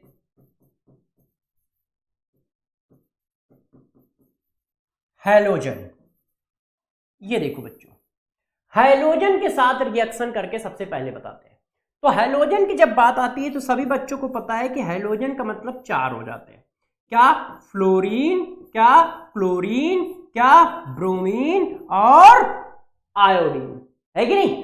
अब जरा देखो यार इनमें से ये 3 एक तरह के होते हैं, क्यों, क्योंकि इनके पास वैकेंट ऑर्बिटल होते हैं, हैविंग वैकेंट ऑर्बिटल, जिसकी वजह से ये 3 एक तरह से काम करते हैं। और ये अलग तरह का होता है क्योंकि इसके पास वैकेंट ऑर्बिटल नहीं होते हैं, absence of vacant d orbital, d orbital. तो पहली बात तो आप समझ गए होंगे कि F अलग तरह से रिएक्शन करेगा, बाकी 3 अलग तरह से करेंगे। क्यों, क्योंकि इनके पास हैविंग वैकेंट d ऑर्बिटल होते हैं। कौन से ऑर्बिटल होते हैं, d ऑर्बिटल होते हैं। ये देखो, तो ये यहां पर पहला पॉइंट तो ये हुआ कि हैलोजन हमारे पास 4 तरह के हैं और अलग अलग तरह से रिएक्शन होगी। कब कब कौन कौन रिएक्शन करेगा इस बात को हम डिटेल में लेंगे, ठीक है। तो चलो इस बात को थोड़ा सा आगे बढ़ाते हैं। तो सबसे पहले करते हैं रिएक्शन विद F2। जब हम NaOH की रिएक्शन F2 के साथ करते हैं दोस्त, तो देखो क्या बनता है, बनता है O2, ठीक है, ओ सॉरी, बनता है OF2, साथ में बनता है NaF, ये देखो इस तरह से, और साथ में बनता है वाटर। ये देखिए, ये एक स्ट्रॉन्ग ऑक्सीडाइजिंग एजेंट होता है और अनस्टेबल होता है। ऑक्सीडाइजिंग एजेंट होता है और साथ साथ में अनस्टेबल होता है। तुरंत फर्दर ब्रेक भी हो जाता है। इस रिएक्शन का कोई कॉन्सेप्ट मैंने नहीं बताया है, इसको ऐसे ही याद रखना पड़ेगा, ठीक है। बाकी सबका कॉन्सेप्ट बताता हूं, तो जरा देखो बाकी सबका कॉन्सेप्ट कैसे होगा, जरा इस बात को डिस्कस करते हैं। अब जरा देखो यार, दो बेसिस पे किस तरह से रिएक्शन होती है, जरा गौर से देख लेना। ये देखो, ये हमारे पास हैलोजन है और इस पर आपने NaOH डाला है, तो देखो ये किस तरह से रिएक्शन करता है, इस बात को अब मैं समझाता हूं। देखिए यार, NaOH जो है वो क्या होता है, NaOH में OH निगेटिव होता है और इसके पास वैकेंट d ऑर्बिटल है, किसके पास, हाइड्रोजन के पास। तो इसने इस पर ऐसे अटैक किया और ये बॉन्ड ऐसे ब्रेक हो गया, तो हमारे पास आ गया ये और साथ में आ गया ये। इतनी बात क्लियर है, इसमें किसी को कोई कंफ्यूजन नहीं, क्यों, इसके पास वैकेंट ऑर्बिटल है, ये हमारा न्यूक्लियोफाइल है, बैक से अटैक मारेगा तो Cl बाहर निकल जाएगा या हाइड्रोजन बाहर निकल जाएगा। अब जरा कोई बच्चा मुझे ये बताए कि HOX का नेचर कैसा होता है, तो HOX कैसा होता है, एसिडिक नेचर का होता है कि नहीं होता है, पहले ये बताओ यार, होता है ना एसिडिक नेचर का। जब दोस्त ये एसिडिक नेचर का है और तुम रिएक्शन NaOH से करा रहे हो तो रिएक्शन रुकेगी नहीं, तुरंत NaOH फिर से रिएक्शन करेगा और ये बेस है और ये एसिड है, एसिड बेस रिएक्शन हुई, हमारे पास क्या हो गया, ये आ गया, और क्या बचा था, ये पहला प्रोडक्ट हमारा ये होता है, पहला प्रोडक्ट हमारा ये होता है, ठीक है ना। ये जब कब ये प्रोडक्ट होता है, जब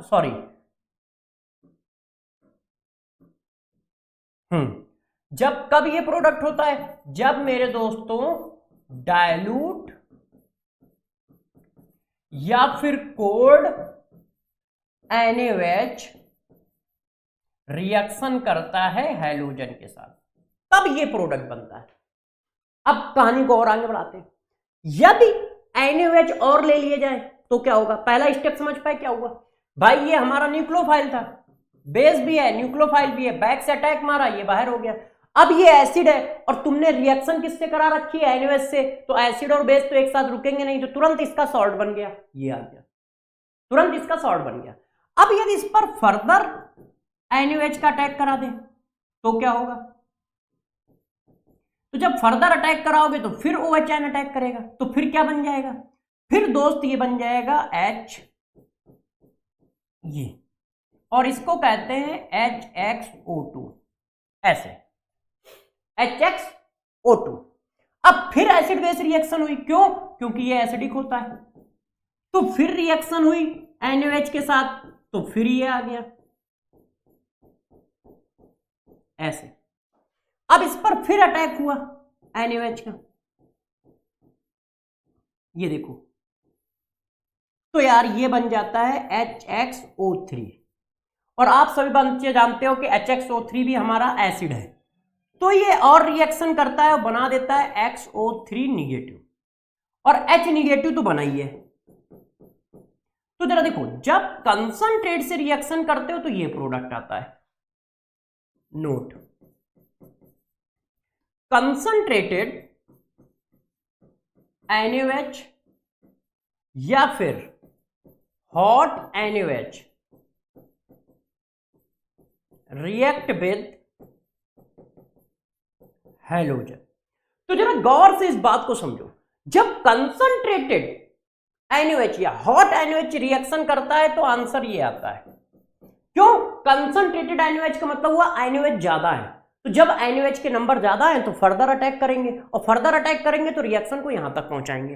तो जब आप कंसंट्रेटेड NaOH या फिर, ठीक है, हॉट NaOH लेते हो तो प्रोडक्ट ये, और डाइल्यूट और कोल्ड NaOH लेते हो तो प्रोडक्ट ये बनता है। अब इसको अप्लाई करके दिखाता हूं, एक बार जरा देखिए, पानी पी लूं।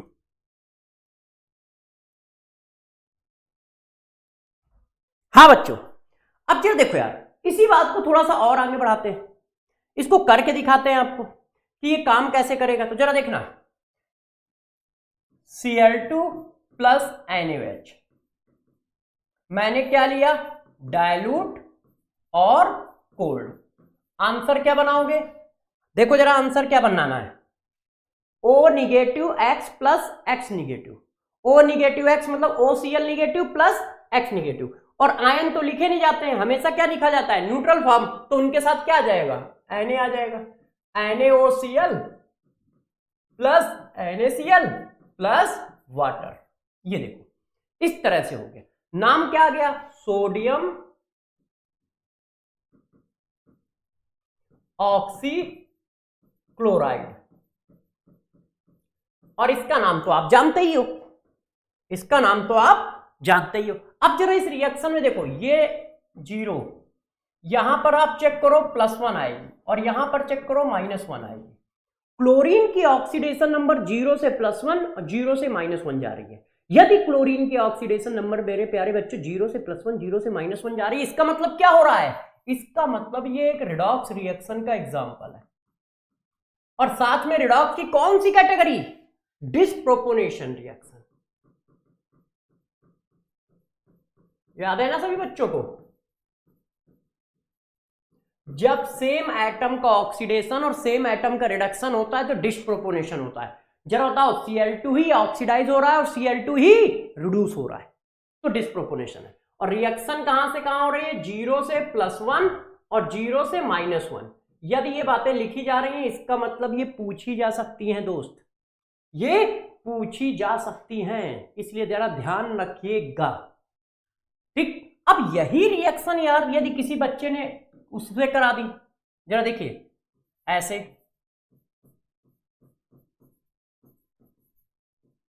अब क्या ले रहे हो, हॉट या फिर कंसंट्रेटेड NaOH।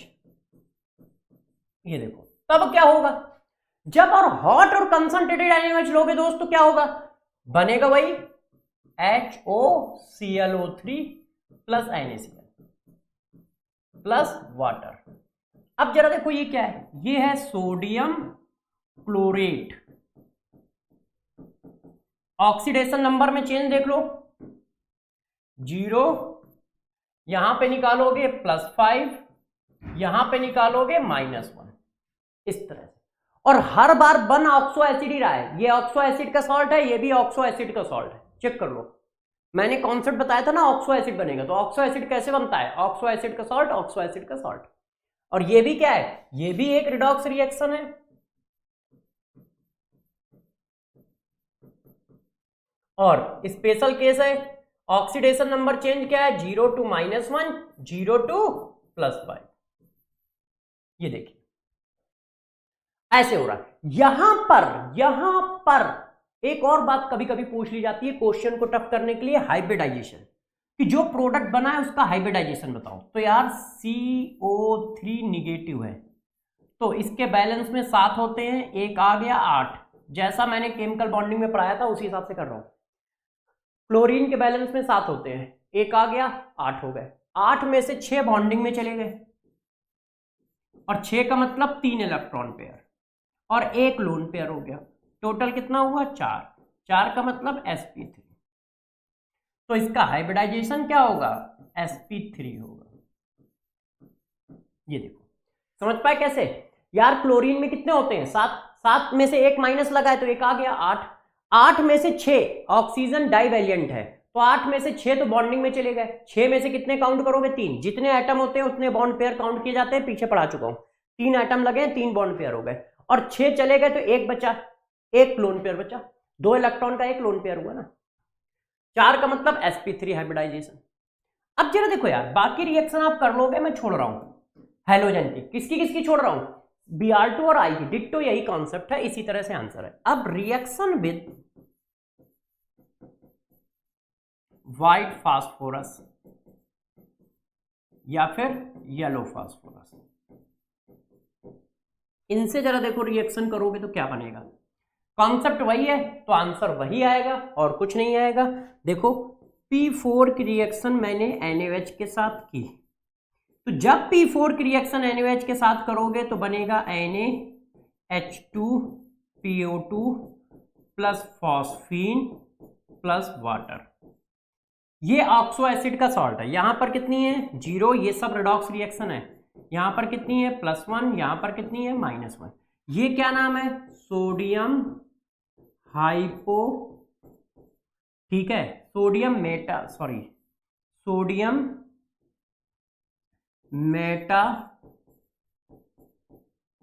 फॉस्फेट।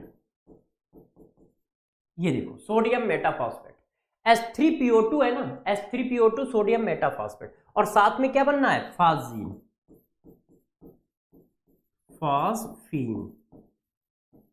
साथ में फॉस्फीन गैस बननी है। ऑक्सीडेशन नंबर में कितना चेंज हो रहा है 0 से +1, 0 से -3। ये ऑक्सीडेशन नंबर का चेंज है, एक ही बनेगा, चाहे डाइल्यूट लो और चाहे कंसंट्रेट लो, दो प्रोडक्ट नहीं बनेंगे। ऑक्सो एसिड बना है, ऑक्सो एसिड का सॉल्ट प्लस PH3 बनता है। जब आप किससे कराते हो P4 से रिएक्शन कराते हो तो। अब इसी बात को और आगे बढ़ाते हैं, देखो रिएक्शन विद सल्फर,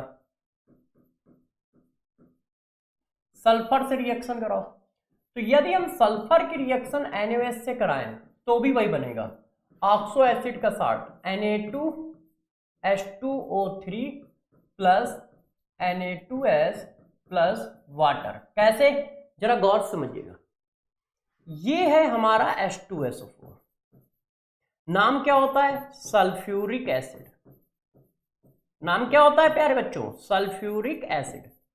अब एक ऑक्सीजन को रिप्लेस करा दो एक सल्फर से, ऑक्सीजन हटा के सल्फर लगा दिया, ऑक्सीजन हटा के कहीं पर भी सल्फर आता है तो नाम के आगे थायो लग जाता है, तो ये हो गया थायोसल्फ्यूरिक एसिड। क्या हो गया थायोसल्फ्यूरिक acid.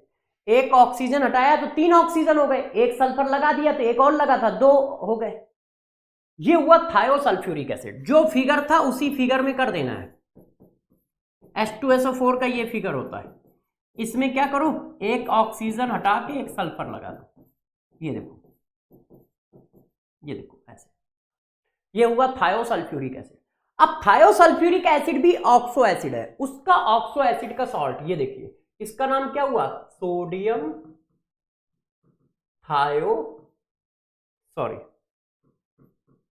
Sulphate, sodium thiosulphate. Oxidation number में चेंज जरा देखो क्या आ रहा है, यहां पर 0 है सल्फर की, यहां पर निकालोगे +2 आएगी, यहां पर निकालोगे -2 आएगी।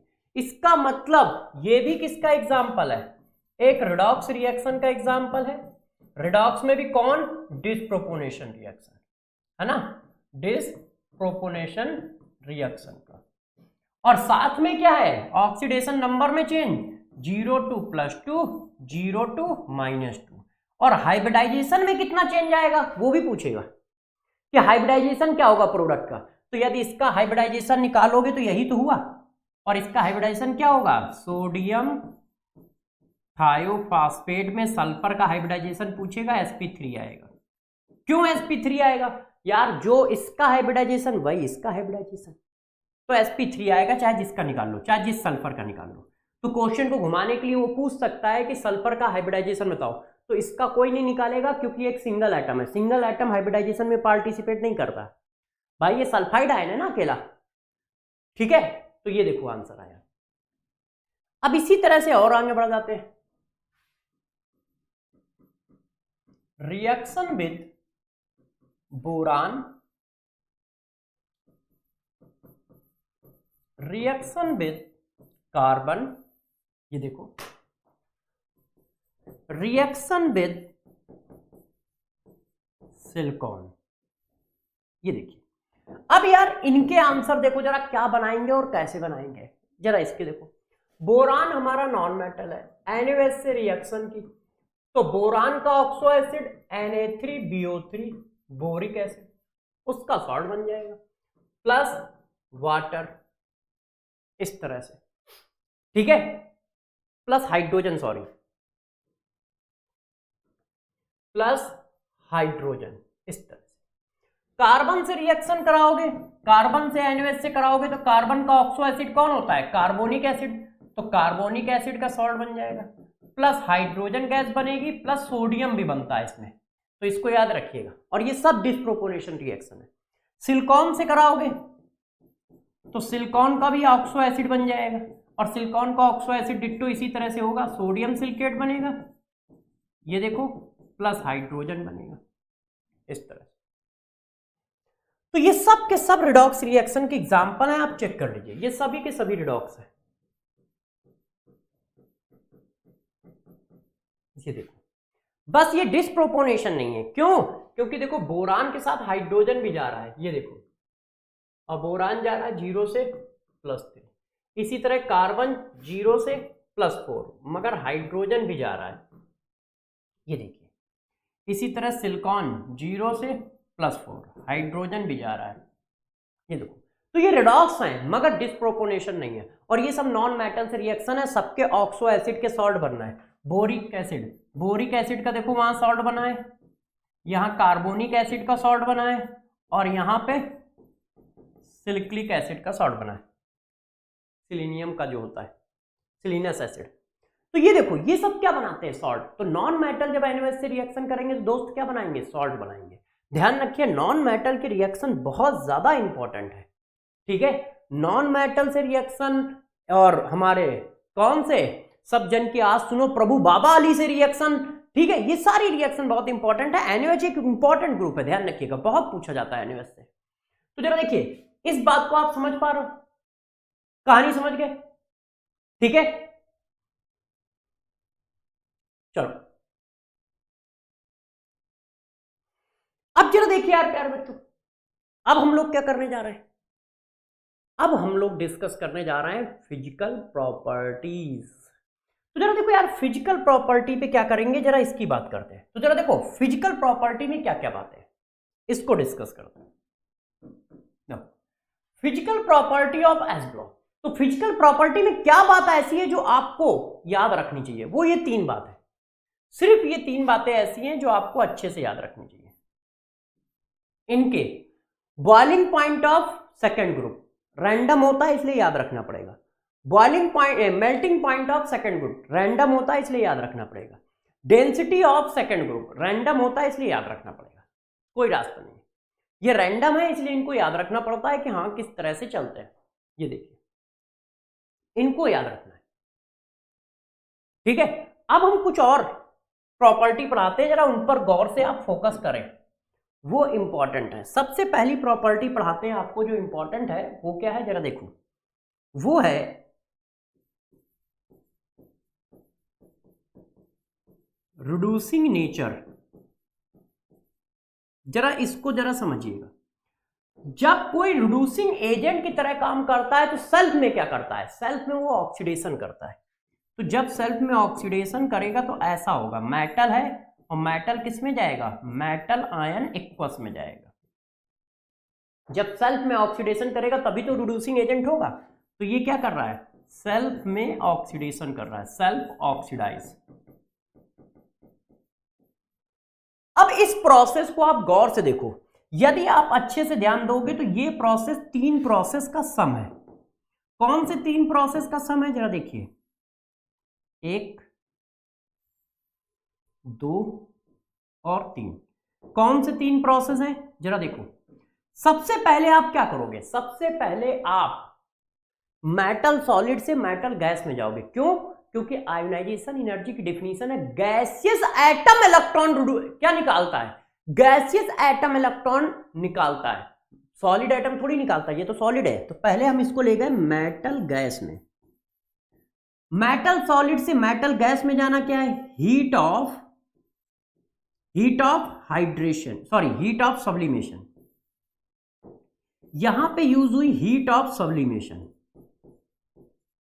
और इसी हीट ऑफ सब्लिमेशन को आप चाहो तो हीट ऑफ एटमाइजेशन भी कह सकते हो, क्योंकि ये एटम में भी कन्वर्ट हुआ है। तो हीट ऑफ सब्लिमेशन और हीट ऑफ एटमाइजेशन, और ये आपको क्या करनी पड़ी? देनी पड़ी प्लस साइन के साथ। अब गैस आयन से आपने एक गैस से क्या बना लिया? गैस आयन बना लिया। गैस एटम से गैस आयन बनाना क्या होता है? आयोनाइजेशन एनर्जी होती है, और ये भी बच्चों क्या होता है? देनी पड़ती है। फिर आपने इसका क्या किया, गैस आयन से इक्वस आयन बनाया है। तो गैस आयन से इक्वस आयन बनाना क्या होता है, हाइड्रेशन। हाइड्रेशन किया है मतलब हाइड्रेशन एनर्जी है। और ये क्या होती है, निकलती है। ये क्या होती है, निकलती है, इसलिए माइनस साइन। क्यों, क्योंकि अट्रैक्शन होता है। मेटल सॉलिड जब मेटल आयन इक्वस में कन्वर्ट होता है तो 3 प्रोसेस से होके गुजरता है। इसका मतलब रिड्यूसिंग नेचर ऑफ मेटल 3 बातों पे डिपेंड करता है। पहला पॉइंट क्या है, जरा समझो। Reducing nature of metal depend upon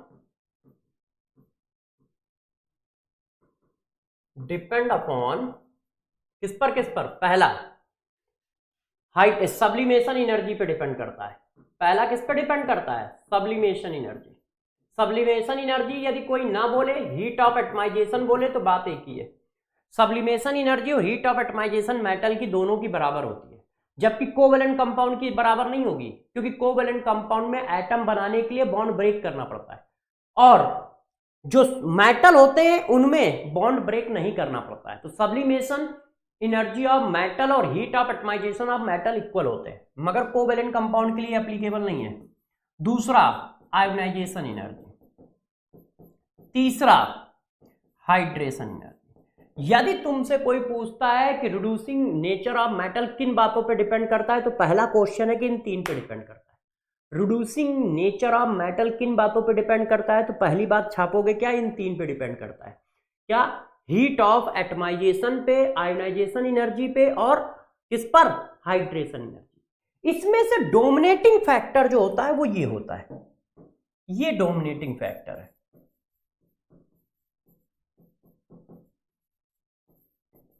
इसमें से वेरिएबल तो सब है, मगर डोमिनेटिंग फैक्टर होता है आयोनाइजेशन एनर्जी। इसी वजह से यदि कहीं रिड्यूसिंग नेचर की बात की जाती है तो रिड्यूसिंग नेचर जो होता है वो इनवर्सली प्रोपोर्शनल होता है आयोनाइजेशन एनर्जी के। इनवर्सली प्रोपोर्शनल होता है किसके, आयोनाइजेशन एनर्जी के। ये देखो ऐसे। तो इसका मतलब आप कह सकते हो कि सोडियम, पोटेशियम, रुबिडियम, सीजियम, ऐसे आप कह सकते हो कि Be, Mg, Ca, Sr, Ba, ये ऑर्डर है रिड्यूसिंग नेचर का, Li। अब जरा यहां पर देखो, एक आपको खास बात बताइए, ये Li सबसे आगे कहां आ गया, जैसा लिखा है उसके हिसाब से तो Li सबसे पीछे होना चाहिए था, है कि नहीं। देखो मैंने गलत लिख दिया है ना, तो जरा इस बात को बताता हूं, नोट करके हम लोग इस बात पर काम करेंगे। तो देखो नोट, गौर समझिए, lithium is a strongest reducing agent due to high hydration energy of Li। अब जरा इस बात को समझो, लिथियम स्ट्रॉन्गेस्ट रिड्यूसिंग एजेंट होता है, उसका रीजन उसकी आयोनाइजेशन एनर्जी नहीं है। आयोनाइजेशन एनर्जी के हिसाब से तो वो वीकेस्ट होना चाहिए, मगर वो अपनी हाइड्रेशन एनर्जी के हिसाब से स्ट्रॉन्गेस्ट होता है जी, क्योंकि वेरिएबल 3 है, 3 वेरिएबल है। डोमिनेटिंग वेरिएबल आयोनाइजेशन एनर्जी है, मगर लिथियम के केस में डोमिनेशन हाइड्रेशन एनर्जी का होता है, और हाइड्रेशन एनर्जी जितनी ज्यादा होगी रिड्यूसिंग एजेंट कैरेक्टर उतना ही ज्यादा होगा। हाइड्रेशन एनर्जी जितनी ज्यादा होगी रिड्यूसिंग एजेंट कैरेक्टर उतना ही ज्यादा होगा। तो बाकी सबके केस में आयोनाइजेशन एनर्जी का डोमिनेशन होता है, मगर लिथियम के केस में आयोनाइजेशन एनर्जी का डोमिनेशन नहीं होता है, वहां पर हाइड्रेशन एनर्जी का डोमिनेशन होता है। वहां पर किसका डोमिनेशन है, हाइड्रेशन एनर्जी का डोमिनेशन है। तो देखो reducing agent down the group increase करता है, मगर लिथियम सबसे स्ट्रॉन्गेस्ट रिड्यूसिंग एजेंट होता है, और पूरा एस ब्लॉक एक रिड्यूसिंग एजेंट है और स्ट्रॉन्ग रिड्यूसिंग एजेंट है। पूरा एस ब्लॉक एक रिड्यूसिंग एजेंट है और स्ट्रॉन्ग रिड्यूसिंग एजेंट है। तो इस प्रॉपर्टी को समझ पाए, क्योंकि इस पर खूब क्वेश्चन पूछे जाएंगे। पहला, यदि कोई पूछता है कि रिड्यूसिंग नेचर किन बातों पर डिपेंड करता है, तो हीट ऑफ एटमाइजेशन या sublimation energy, ionization energy, hydration energy. दूसरी बात वो पूछता है कि ऑर्डर लगाओ, तो डाउन द ग्रुप इंक्रीज, क्योंकि डोमिनेशन आयोनाइजेशन एनर्जी का है। तीसरी बात पूछता है कि लिथियम स्ट्रॉन्गेस्ट रिड्यूसिंग एजेंट क्यों है अपनी फैमिली में, तो उसका रीजन ये है हाई हाइड्रेशन एनर्जी की वजह से। हाइड्रेशन एनर्जी इसकी बहुत ज्यादा होती है, जिसकी वजह से ये रिड्यूसिंग एजेंट है, जिसकी वजह से ये स्ट्रॉन्ग रिड्यूसिंग एजेंट है। तो रिड्यूसिंग एजेंट का ऑर्डर पूरे एस ब्लॉक का ये हो गया, फर्स्ट ग्रुप का ये है, सेकंड ग्रुप का ये। तो ये एक इंपॉर्टेंट हेडिंग है, इसको ध्यान रखिएगा। अब हम लोग बात नेक्स्ट नंबर की हेडिंग की करते हैं। नेक्स्ट नंबर जो हेडिंग इंपॉर्टेंट है वो है फ्लेम टेस्ट। फ्लेम टेस्ट, ये देखो। अब फ्लेम टेस्ट क्या होता है, इस बात को आपको समझाते हैं। तो जरा देखो, सबसे पहले फ्लेम टेस्ट बताते हैं कि फ्लेम टेस्ट होता क्या है। देखो यार, ये एक फ्लेम पहले आपको एक फ्लेम बनाते हैं, है ना। तो जरा देखो, फ्लेम बनाने की कोशिश करते हैं कि फ्लेम टेस्ट क्या है, तो फ्लेम बनाई भी तो जाए। तो देखो, ये एक फ्लेम है,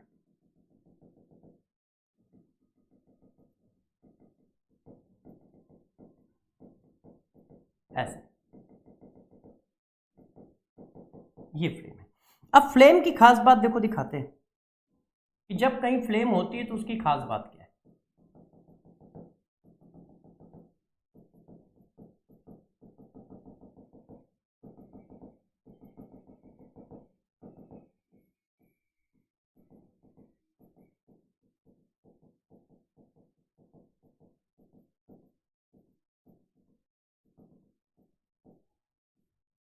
देखो यार प्यारे बच्चों,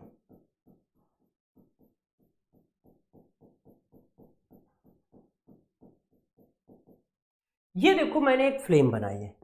अब इसमें हम करते क्या है, हम क्या करते हैं, कोई मेटल रॉड होती है उसको इस तरह से हीट करते हैं, इस पर, इस तरह। ये एक मेटल रॉड है, इसको हम अपना हीट कर रहे हैं ऐसे।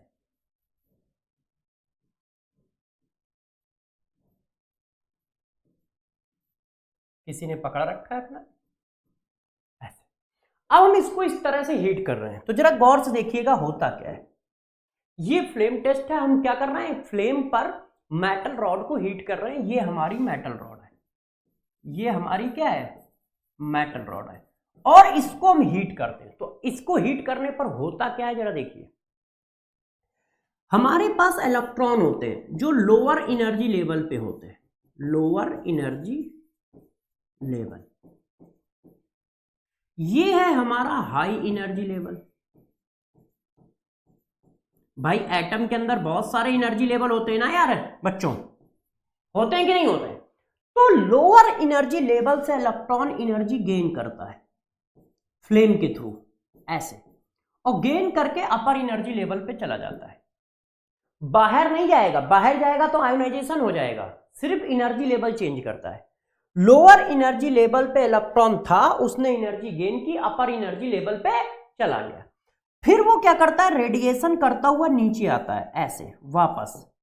क्यों, क्योंकि इलेक्ट्रॉन की ये बेसिक प्रॉपर्टी है कि जो जिस एनर्जी लेवल पे था उसी एनर्जी लेवल पे फ्रैक्शन ऑफ सेकंड में वापस आ जाएगा। अब ये एनर्जी रिलीज कर रहा है, तो ये एनर्जी कैसे रिलीज करेगा, energy release in term of photon. Photon के टर्म में एनर्जी रिलीज करेगा। अब ये जो फोटोन के टर्म में एनर्जी रिलीज कर रहा है, इसकी एक वेवलेंथ बनेगी। ये देखो, यदि ये वेवलेंथ विजुअल रीजन में आ गई तो ये कलर शो कर देगा। किसमें आ गई, विजुअल रीजन में। तो तब ये क्या कर देगा, कलर शो कर देगा। उस कलर को ही फ्लेम टेस्ट बोला जाता है कि फ्लेम पे किसका किसका कैसे कलर आता है, इसी को बोलते हैं फ्लेम टेस्ट। अब बात आती है कौन कौन कैसा कैसा कलर करेगा। तो पहला पॉइंट, एज ब्लॉक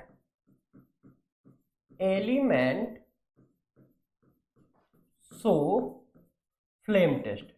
पहला पॉइंट तो यह है कि एस ब्लॉक एलिमेंट जो होते हैं वो फ्लेम टेस्ट देते हैं। शो करते हैं। ठीक है, कौन कौन शो करता है कौन कौन नहीं, तो जरा देखो, lithium, sodium, potassium, rubidium, caesium, ये क्या होता है, क्रिम्सन रेड, इसका कलर होता है क्रिम्सन रेड। इसका कलर क्या होता है, गोल्डन येलो, फ्लेम टेस्ट का। इसका कलर क्या होता है, प्ले वायलेट। इसका कलर क्या होता है, पिंक वायलेट। इसका कलर क्या होता है, ब्लू। ऐसे ये फ्लेम टेस्ट के कलर हैं। कलर भी पूछे जाते हैं, कलर भी पूछे जाते हैं, तो याद रखने पड़ेंगे।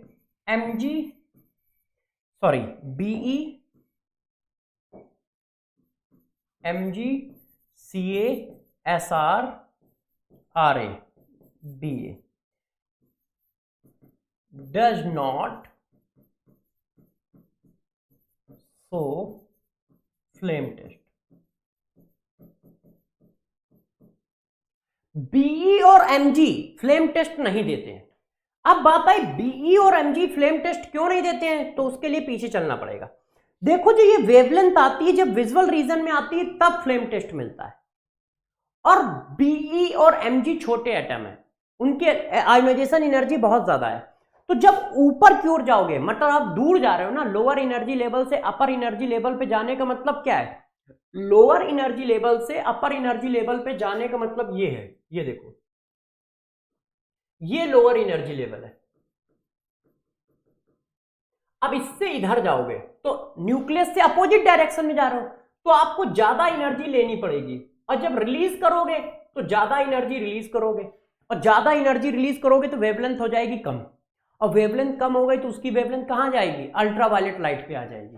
तो इनकी वेवलेंथ अल्ट्रावायलेट लाइट पे मिलती है, इस वजह से ये कलर नहीं शो कर पाते हैं, क्योंकि इनकी वेवलेंथ कहां निकल जाती है, अल्ट्रावायलेट लाइट पे। ऐसा नहीं कि ये ट्रांजिशन नहीं करते हैं, ट्रांजिशन तो करेंगे, जैसे एनर्जी मिलेगी ऊपर जाएगा, ऊपर से नीचे भी आएगा, मगर ऊपर जाने में ये ज्यादा एनर्जी लेते हैं। क्यों ज्यादा एनर्जी लेते हैं, क्योंकि स्मॉल साइज के हैं तो इनकी आयोनाइजेशन एनर्जी ज्यादा है। आयोनाइजेशन एनर्जी ज्यादा होने की वजह से ये न्यूक्लियस से अपोजिट डायरेक्शन में जा रहे हो तो एनर्जी भी ज्यादा चाहिए, और जितनी एनर्जी लेके जाओगे उतनी ही एनर्जी रिलीज करोगे।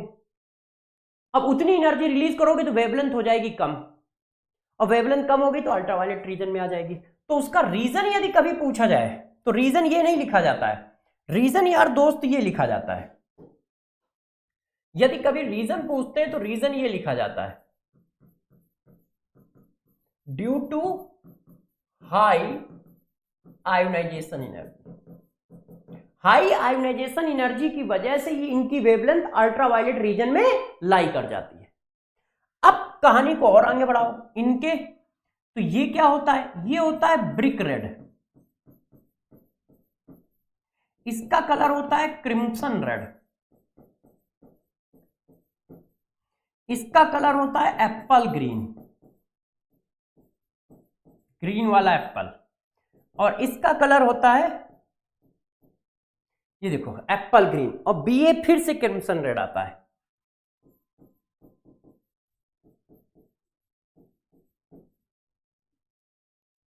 ये कलर है इनके। तो ध्यान रखना, फ्लेम टेस्ट एक इंपॉर्टेंट हेडिंग है, फ्लेम टेस्ट एक इंपॉर्टेंट हेडिंग है, ये तुमसे पूछा जाएगा। तो पहले दो तरह के क्वेश्चन होते हैं, इनमें से कौन सा एलिमेंट फ्लेम टेस्ट नहीं देगा, तो कौन नहीं देगा, बीई और एमजी नहीं देगा। दूसरी बात, इनमें से कौन सा एलिमेंट फ्लेम टेस्ट दे के येलो कलर रिलीज करेगा, इनमें से कौन सा element crimson red colour release करेगा। तो ये सारी बातें पूछी जाएंगी। तो ध्यान रखना, ये भी पूछा जाएगा बीई और एमजी फ्लेम टेस्ट क्यों नहीं देते हैं, ठीक है। तो ये सब बातें ध्यान रखिएगा। फ्लेम टेस्ट एक इंपॉर्टेंट हेडिंग है, पूरा एस ब्लॉक देता है, उसमें से बीई और एमजी को छोड़कर, और उसका रीजन है उनकी आयोनाइजेशन एनर्जी बहुत ज्यादा होती है, जिसकी वजह से वेवलेंथ अल्ट्रावायलेट रीजन में लाई कर जाती है, और अल्ट्रावायलेट रीजन में लाई करने की वजह से कलर नहीं आता है, कलर नहीं आता है। तो इस तरह से कलर की बात हो जाती है। अब हम लोग आगे बढ़ते हैं, ठीक है, नेक्स्ट नंबर पॉइंट पे चलते हैं कि हाँ भाई और कौन सी प्रॉपर्टी है जिसको हमें डिस्कस करना चाहिए और वो प्रॉपर्टी इंपॉर्टेंट भी है। तो वो है एक और मेटालिक नेचर।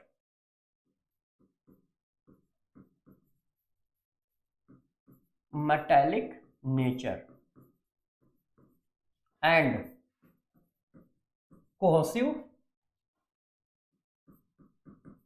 एनर्जी। ये क्या है, इस बात को समझाते हैं। Metallic nature and cohesive energy, इसको समझाते हैं। ठीक है, आप इसको जरा अच्छे से समझिएगा कि किस तरह से होता है। ध्यान दीजिए यार, ये हमारा मेटल है,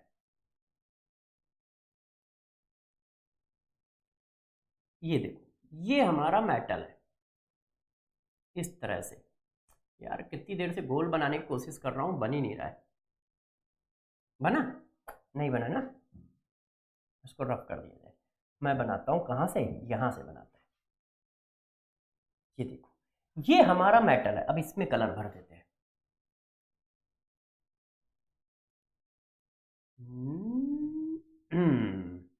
ठीक है ना दोस्तों। अब जरा देखो ये मेटल है। अब थोड़ा सा हम लोग और चेंज कर रहे हैं, जरा ध्यान दीजिएगा कैसे। ये मेटल है और ये मेटल का आउटर मोस्ट सेल है। ये आउटर मोस्ट सेल के इलेक्ट्रॉन है, ऐसे ऐसे। मेटल मैंने ऐसे बनाया है। देखो ये पूरा मेटल है, न्यूट्रल एटम मेटल है ऐसे। इसमें से ये जो है ये हमारे वैलेंस सेल के इलेक्ट्रॉन है, वैलेंस सेल इलेक्ट्रॉन। ऐसे देखते जाइएगा और बात को समझते जाइएगा। ठीक, पहले मैंने एक एटम बनाया है मेटल का ऐसा, इसकी सिचुएशन ये है। अब जरा देखो यार, जब बहुत सारे मेटल आपस में कंबाइंड होते हैं, क्योंकि इंडिविजुअल एटम तो एग्जिस्ट नहीं करता, हमारे डाल्टन भाई साहब बोल गए थे कि इंडिविजुअल एटम एग्जिस्ट नहीं करता है, मेटल ऑलवेज कंबाइंड फॉर्म में एग्जिस्ट करते हैं। तो मेटल का फार्मूला क्या होता है, तो मेटल नहीं हजारों मेटल मिलकर क्रिस्टल बनाते हैं, हजारों मेटल मिलकर। तो वो हजारों मेटल कैसे मिलते हैं, अब इस बात को समझाता हूं। तो जरा देखिए,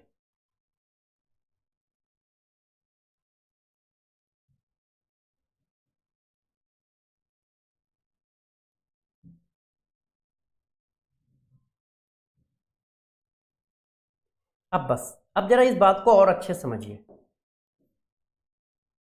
देखो ये हुआ, ओ सॉरी, कलर। ये हुआ हमारा येलो वाला पार्ट जो हमने वहां पर दिखा रखा है। देखिए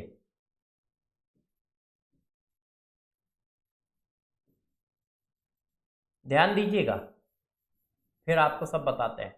ये देखिए ये हुआ हमारा येलो वाला पार्ट। ठीक, मेटल का येलो वाला पार्ट ये है। अब ये जो आप बैलेंस इलेक्ट्रॉन देख रहे हो, ये मेटल की आयोनाइजेशन एनर्जी कम होने की वजह से ये बैलेंस इलेक्ट्रॉन जो होते हैं वो फ्लो करते रहते हैं, टाइटली बंधे नहीं होते, तो वो एक फ्लो करते रहते हैं ऐसे।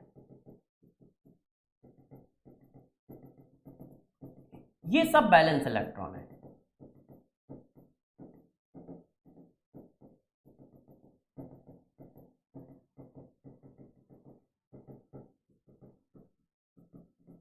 ऐसे ये देखो ये क्या है, ये बैलेंस इलेक्ट्रॉन का क्लाउड है। ये पूरा ये क्या है, electron cloud of valence electron, valence electron of metal. ये मेटल के बैलेंस इलेक्ट्रॉन का क्लाउड है। और ये वाला जो पार्ट आप देख रहे हो, ये वाला पार्ट, ये कोई न्यूक्लियस नहीं है, बैलेंस इलेक्ट्रॉन को छोड़ने के बाद वाला पार्ट है, जिसको कार्नोल कहते हैं। कार्नोल मतलब क्या है, except valence electron, valence shell, valence shell. ये एटम का वो पार्ट है जिसमें बैलेंस सेल नहीं है, बस उतने पार्ट को हम लोग ये कहते हैं। और इसको रिप्रेजेंट किया जाता है मेरे दोस्त प्लस के साथ, इसको रिप्रेजेंट किया जाता है प्लस साइन के साथ। क्यों? क्योंकि इसके पास न्यूक्लियस है। और इनको रिप्रेजेंट किया जाता है माइनस साइन के साथ। क्यों? क्योंकि ये इलेक्ट्रॉन क्लाउड है। ऐसे अब बताओ जरा, प्लस माइनस के बीच में कैसा फोर्स आएगा? ये प्लस है, ये माइनस है, तो इनके बीच में आ जाता है इलेक्ट्रोस्टैटिक्स फोर्स, इलेक्ट्रोस्टैटिक्स फोर्स, जिसकी वैल्यू क्या होती है आप सभी जानते हो, Q1 Q2 upon R square के प्रोपोर्शनल। इस इलेक्ट्रोस्टैटिक्स फोर्स की वजह से ही एक एटम दूसरे एटम से बाइंड रहता है। इस इलेक्ट्रोस्टैटिक्स फोर्स की वजह से ही एक एटम दूसरे एटम से बाइंड रहता है। और इस फोर्स को ही हम क्या कहते हैं? Coercive energy. इसी के करस्पॉन्डिंग एनर्जी को कोसिव एनर्जी। देखो, वन एटम ऑफ मेटल, ठीक है, hold by other atom, one atom of metal hold by other atom by a force, ठीक है, by a force, this force is called cohesive energy. अब ये जो force होता है इसी को कोसिव एनर्जी बोलते हैं। मतलब जब फोर्स डेवलप होगा, क्योंकि अट्रैक्शन फोर्स है, उससे जो एनर्जी निकलेगी उसी का नाम क्या रख दोगे? Coercive energy. इस फोर्स के डेवलप होने की वजह से, ये देखो, इस फोर्स के डेवलप होने की वजह से जो एनर्जी रिलीज हुई, उस एनर्जी का नाम ही क्या है? कोसिव एनर्जी है।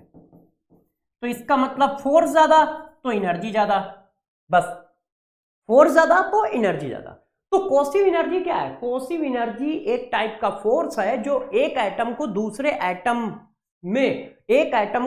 एटम से होल्ड करता है मेटालिक लेस्टर में। कोसिव एनर्जी एक टाइप का फोर्स है। It is a force which hold one atom to other atom in a metallic lattice. ये एक तरह का फोर्स है जो मेटालिक लेस्टर में एक एटम को दूसरे एटम से होल्ड रखता है। और वो होल्ड कैसे रहता है? इस तरह से रहता है। होल्ड कैसे रहता है? इस तरह से रहता है। अब जरा बताओ, फोर्स किन बातों पे डिपेंड करता है? Q1 Q2 upon R square. इसका मतलब डेंसिटी जितनी ज्यादा होगी चार्ज की, फोर्स उतना ज्यादा होगा। साइज, इन दोनों के बीच में साइज जितना कम होगा, फोर्स उतना ज्यादा होगा। तो बताओ साइज किसका कम होता है? साइज तो यार सभी बच्चों को पता है, लिथियम का कम होगा। तो इसका मतलब कोसिव एनर्जी का ऑर्डर क्या होगा? ये होगा। साइज किसका कम? लिथियम का कम। कोसिव एनर्जी का ऑर्डर ये होगा। अच्छा, इसमें क्या होगा? सेकंड ग्रुप में भी यही होगा। फर्स्ट ग्रुप और सेकंड ग्रुप में कंपेयर करा दिया जाए तो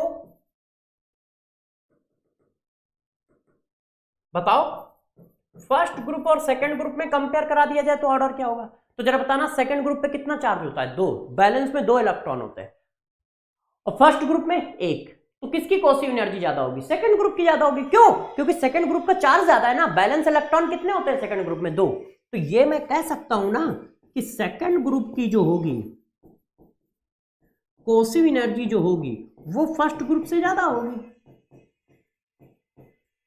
इतनी बात समझ में आ रही कि नहीं भैया? जो कोसिव एनर्जी है वो फोर्स ऑफ अट्रैक्शन है, और फोर्स ऑफ अट्रैक्शन चार्ज और साइज पे डिपेंड करता है। अभी क्या था? चार्ज सेम था तो साइज पे चले गए, चार्ज सेम था साइज पे चले गए। अब जब फर्स्ट और सेकंड का कंपेयर किया जा रहा है तो चार्ज वेरिएबल है। तो चार्ज जब भी वेरिएबल होगा तो हमेशा चार्ज से निकलेगा। चार्ज वेरिएबल है तो इस पर 2 चार्ज आता है, उस पर 1 चार्ज आता है, इसलिए सेकंड ग्रुप की कोसिव एनर्जी फर्स्ट ग्रुप से ज्यादा होगी। यहां तक कोई दिक्कत? ये सब पूछा जाता है। जब यहां तक कोई दिक्कत नहीं मेरे दोस्त, तो अब आप जरा समझो, मेटालिक नेचर, ये देखो, ठीक है, सॉफ्टनेस, ये देखो, गौर से देख के जाओ। मेटालिक नेचर जो होता है, सॉफ्टनेस जो होती है, 1 मिनट, ये दोनों ही डायरेक्टली इनवर्सली प्रोपोर्शनल होते हैं कोसिव एनर्जी के। यदि कोसिव एनर्जी ज्यादा है तो मेटेलिक नेचर कम होगा, कोसिव एनर्जी ज्यादा है तो सॉफ्टनेस कम होगी, पहला पॉइंट। दूसरा point, strength of metallic bond, strength of metallic bond वो कोसिव एनर्जी के डायरेक्टली प्रोपोर्शनल है, क्योंकि यही बॉन्ड तो मेटेलिक बॉन्ड है, बॉन्ड के फॉर्म में इसी को तो मेटेलिक बॉन्ड कहते हैं। तो जितनी ज्यादा कोसिव एनर्जी उतना ज्यादा मेटेलिक बॉन्ड की स्ट्रेंथ, जितनी ज्यादा कोसिव एनर्जी उतना कम मेटेलिक नेचर, जितनी ज्यादा कोसिव एनर्जी उतना कम सॉफ्ट। तो सॉफ्टनेस क्या होगी, डाउन द ग्रुप इंक्रीज। देखो डाउन द ग्रुप क्या क्या इंक्रीज होगा, फिर इससे क्या क्या समझ में आ रहा है, डाउन द इंक्रीज क्या होगी, सॉफ्टनेस इंक्रीज होगी, मेटेलिक नेचर इंक्रीज होगा, है कि नहीं, देखते जाओ। सॉफ्टनेस इंक्रीज है, मेटेलिक नेचर इंक्रीज है, ठीक है। तो ये डाउन द ग्रुप क्या हो रहा है, इंक्रीज हो रहे हैं। वैसे तो आप और भी चीज लिख सकते हो, ठीक है, कि सॉफ्टनेस इंक्रीज हो रहा है, मेटेलिक नेचर इंक्रीज हो रहा है, ठीक, मेटेलिक नेचर इंक्रीज हो रहा है, रिड्यूसिंग एजेंट कैरेक्टर इंक्रीज हो रहा है, ये सब इंक्रीज ही तो करता है। तो ये सब डाउन द ग्रुप इंक्रीज होगा। Strength of metallic bond down the group decrease होगी, क्योंकि कोसिव एनर्जी डिक्रीज कर रही है, कोसिव एनर्जी डिक्रीज कर रही है तो मेटेलिक बॉन्ड की स्ट्रेंथ डिक्रीज करेगी, ठीक है। अब एक बात और बता देता हूं, इस बात को भी जरा समझ लो, ठीक है। वो क्या है, जरा देखो नोट डाल के, potassium and caesium used in photoelectric cell, photo electric cell due to low ionization energy, low ionization energy. Potassium और सीजियम फोटो इलेक्ट्रिक सेल में यूज किए जाते हैं क्योंकि इनकी आयोनाइजेशन एनर्जी दोस्त क्या होती है, कम होती है। तो कभी कभी ये बात पूछते हैं कि कौन फोटो इलेक्ट्रिक सेल में यूज किया जाता है, तो पोटेशियम और सीजियम, क्योंकि इनकी आयोनाइजेशन एनर्जी कम है। अब पोटेशियम के बाद क्या रुडियम की आयोनाइजेशन एनर्जी ज्यादा होती है, जब पोटेशियम की आयोनाइजेशन एनर्जी कम है तो आरबी की भी तो कम होगी, क्योंकि डाउन द ग्रुप डिक्रीज करती है। तो वो यूज क्यों नहीं कर रहे हो, क्योंकि वो महंगा बहुत होता है, कॉस्टली भी तो देखना है, किसी चीज की कॉस्ट भी देखनी है, तो वो महंगा बहुत होता है, इसलिए यूज नहीं करते हैं, मगर आयोनाइजेशन एनर्जी उसकी भी कम है। तो पोटेशियम और सीजियम फोटोइलेक्ट्रिक सेल में यूज किए जाते हैं क्योंकि इनकी आयोनाइजेशन एनर्जी कम होती है और कॉस्ट में भी बहुत इफेक्टिव होते हैं। ये देखो, तो ये बात भी अपने को ध्यान रखनी है, ये भी बात हमसे पूछी जाएगी। तो इतनी बात हम लोगों को समझ में आई कि कहाँ कहाँ क्या क्या करना है और किस तरह से करना है, ठीक है, जैसे हम लोगों के आंसर आ सके। अब ये देखो यार, यहां तक हम लोगों ने बातों को किया, ठीक है, पूरा एस ब्लॉक का सारा कुछ बता दिया, फिजिकल प्रॉपर्टी, केमिकल प्रॉपर्टी। अब चाहें तो 2-4 फिजिकल प्रॉपर्टी और भी बता सकता हूं आपके लिए, ठीक है, जैसे आप उनको बहुत अच्छे से कर सके। तो मैंने वैसे सारी फिजिकल प्रॉपर्टी आपको बता दी है। बेसिक स्ट्रेंथ, एसिडिक स्ट्रेंथ तो शायद मैंने पहले ही बता दी थी, है ना, मैं देख रहा था कौन सी रह गई है, राय कोई नहीं गई है, सब बता दिया। बेसिक स्ट्रेंथ, एसिडिक स्ट्रेंथ पहले ही बता दिया था, थर्मल स्टेबिलिटी पहले ही बता दी थी, बाकी सारी बातें पहले ही बता दी है। तो अब यार ये हम लोगों ने किया। अब बस एक काम आप अपनी तरफ से कर लीजिएगा, कॉमन नेम। एस ब्लॉक के कॉमन नेम कभी कभी पूछे जाते हैं, तो एस ब्लॉक के कॉमन नेम याद कर लीजिएगा, ठीक है। एस ब्लॉक के कॉमन नेम जैसे क्या, जैसे लाइम वाटर किसको कहते हैं, क्विक लाइम किसको कहते हैं, मिल्क ऑफ लाइम किसको कहते हैं, ठीक है, बेकिंग सोडा क्या होता है, ठीक, ये सारे नाम जो है। माइक्रोकॉस्मिक सॉल्ट क्या होता है, ब्लीचिंग पाउडर का फार्मूला क्या है, प्लास्टर ऑफ पेरिस का फार्मूला क्या है, जिप्सम का फार्मूला क्या है। अब ये तो कॉमन नेम है तो इनको याद रखना पड़ेगा, है ना। मैग्नीशिया क्या होता है, साल्ट फिल्टर क्या है। तो ये कॉमन नेम 2, 4, 6, 10 आते हैं, तो इनको भी याद कर लीजिएगा, ठीक है। तो नेक्स्ट क्लास में हम लोग हाइड्रोजन को करेंगे और चैप्टर को खत्म करेंगे। एस ब्लॉक खत्म कर दिया है, जो थोड़ा बहुत है आप देख, मतलब सारा खत्म कर दिया है। तो अब नेक्स्ट क्लास में हम लोग किसको बात करेंगे, नेक्स्ट क्लास में प्यारे बच्चों जो हम बात करेंगे वो हाइड्रोजन पे करेंगे, ठीक है। तब तक के लिए आप आराम करिए, मस्त रहिए, और साथ साथ में कोरोना का विशेष ध्यान रखें। सभी बच्चों से रिक्वेस्ट है कि बहुत ध्यान रखें, घर के अंदर रहें, बाहर मत जाएं, ठीक है।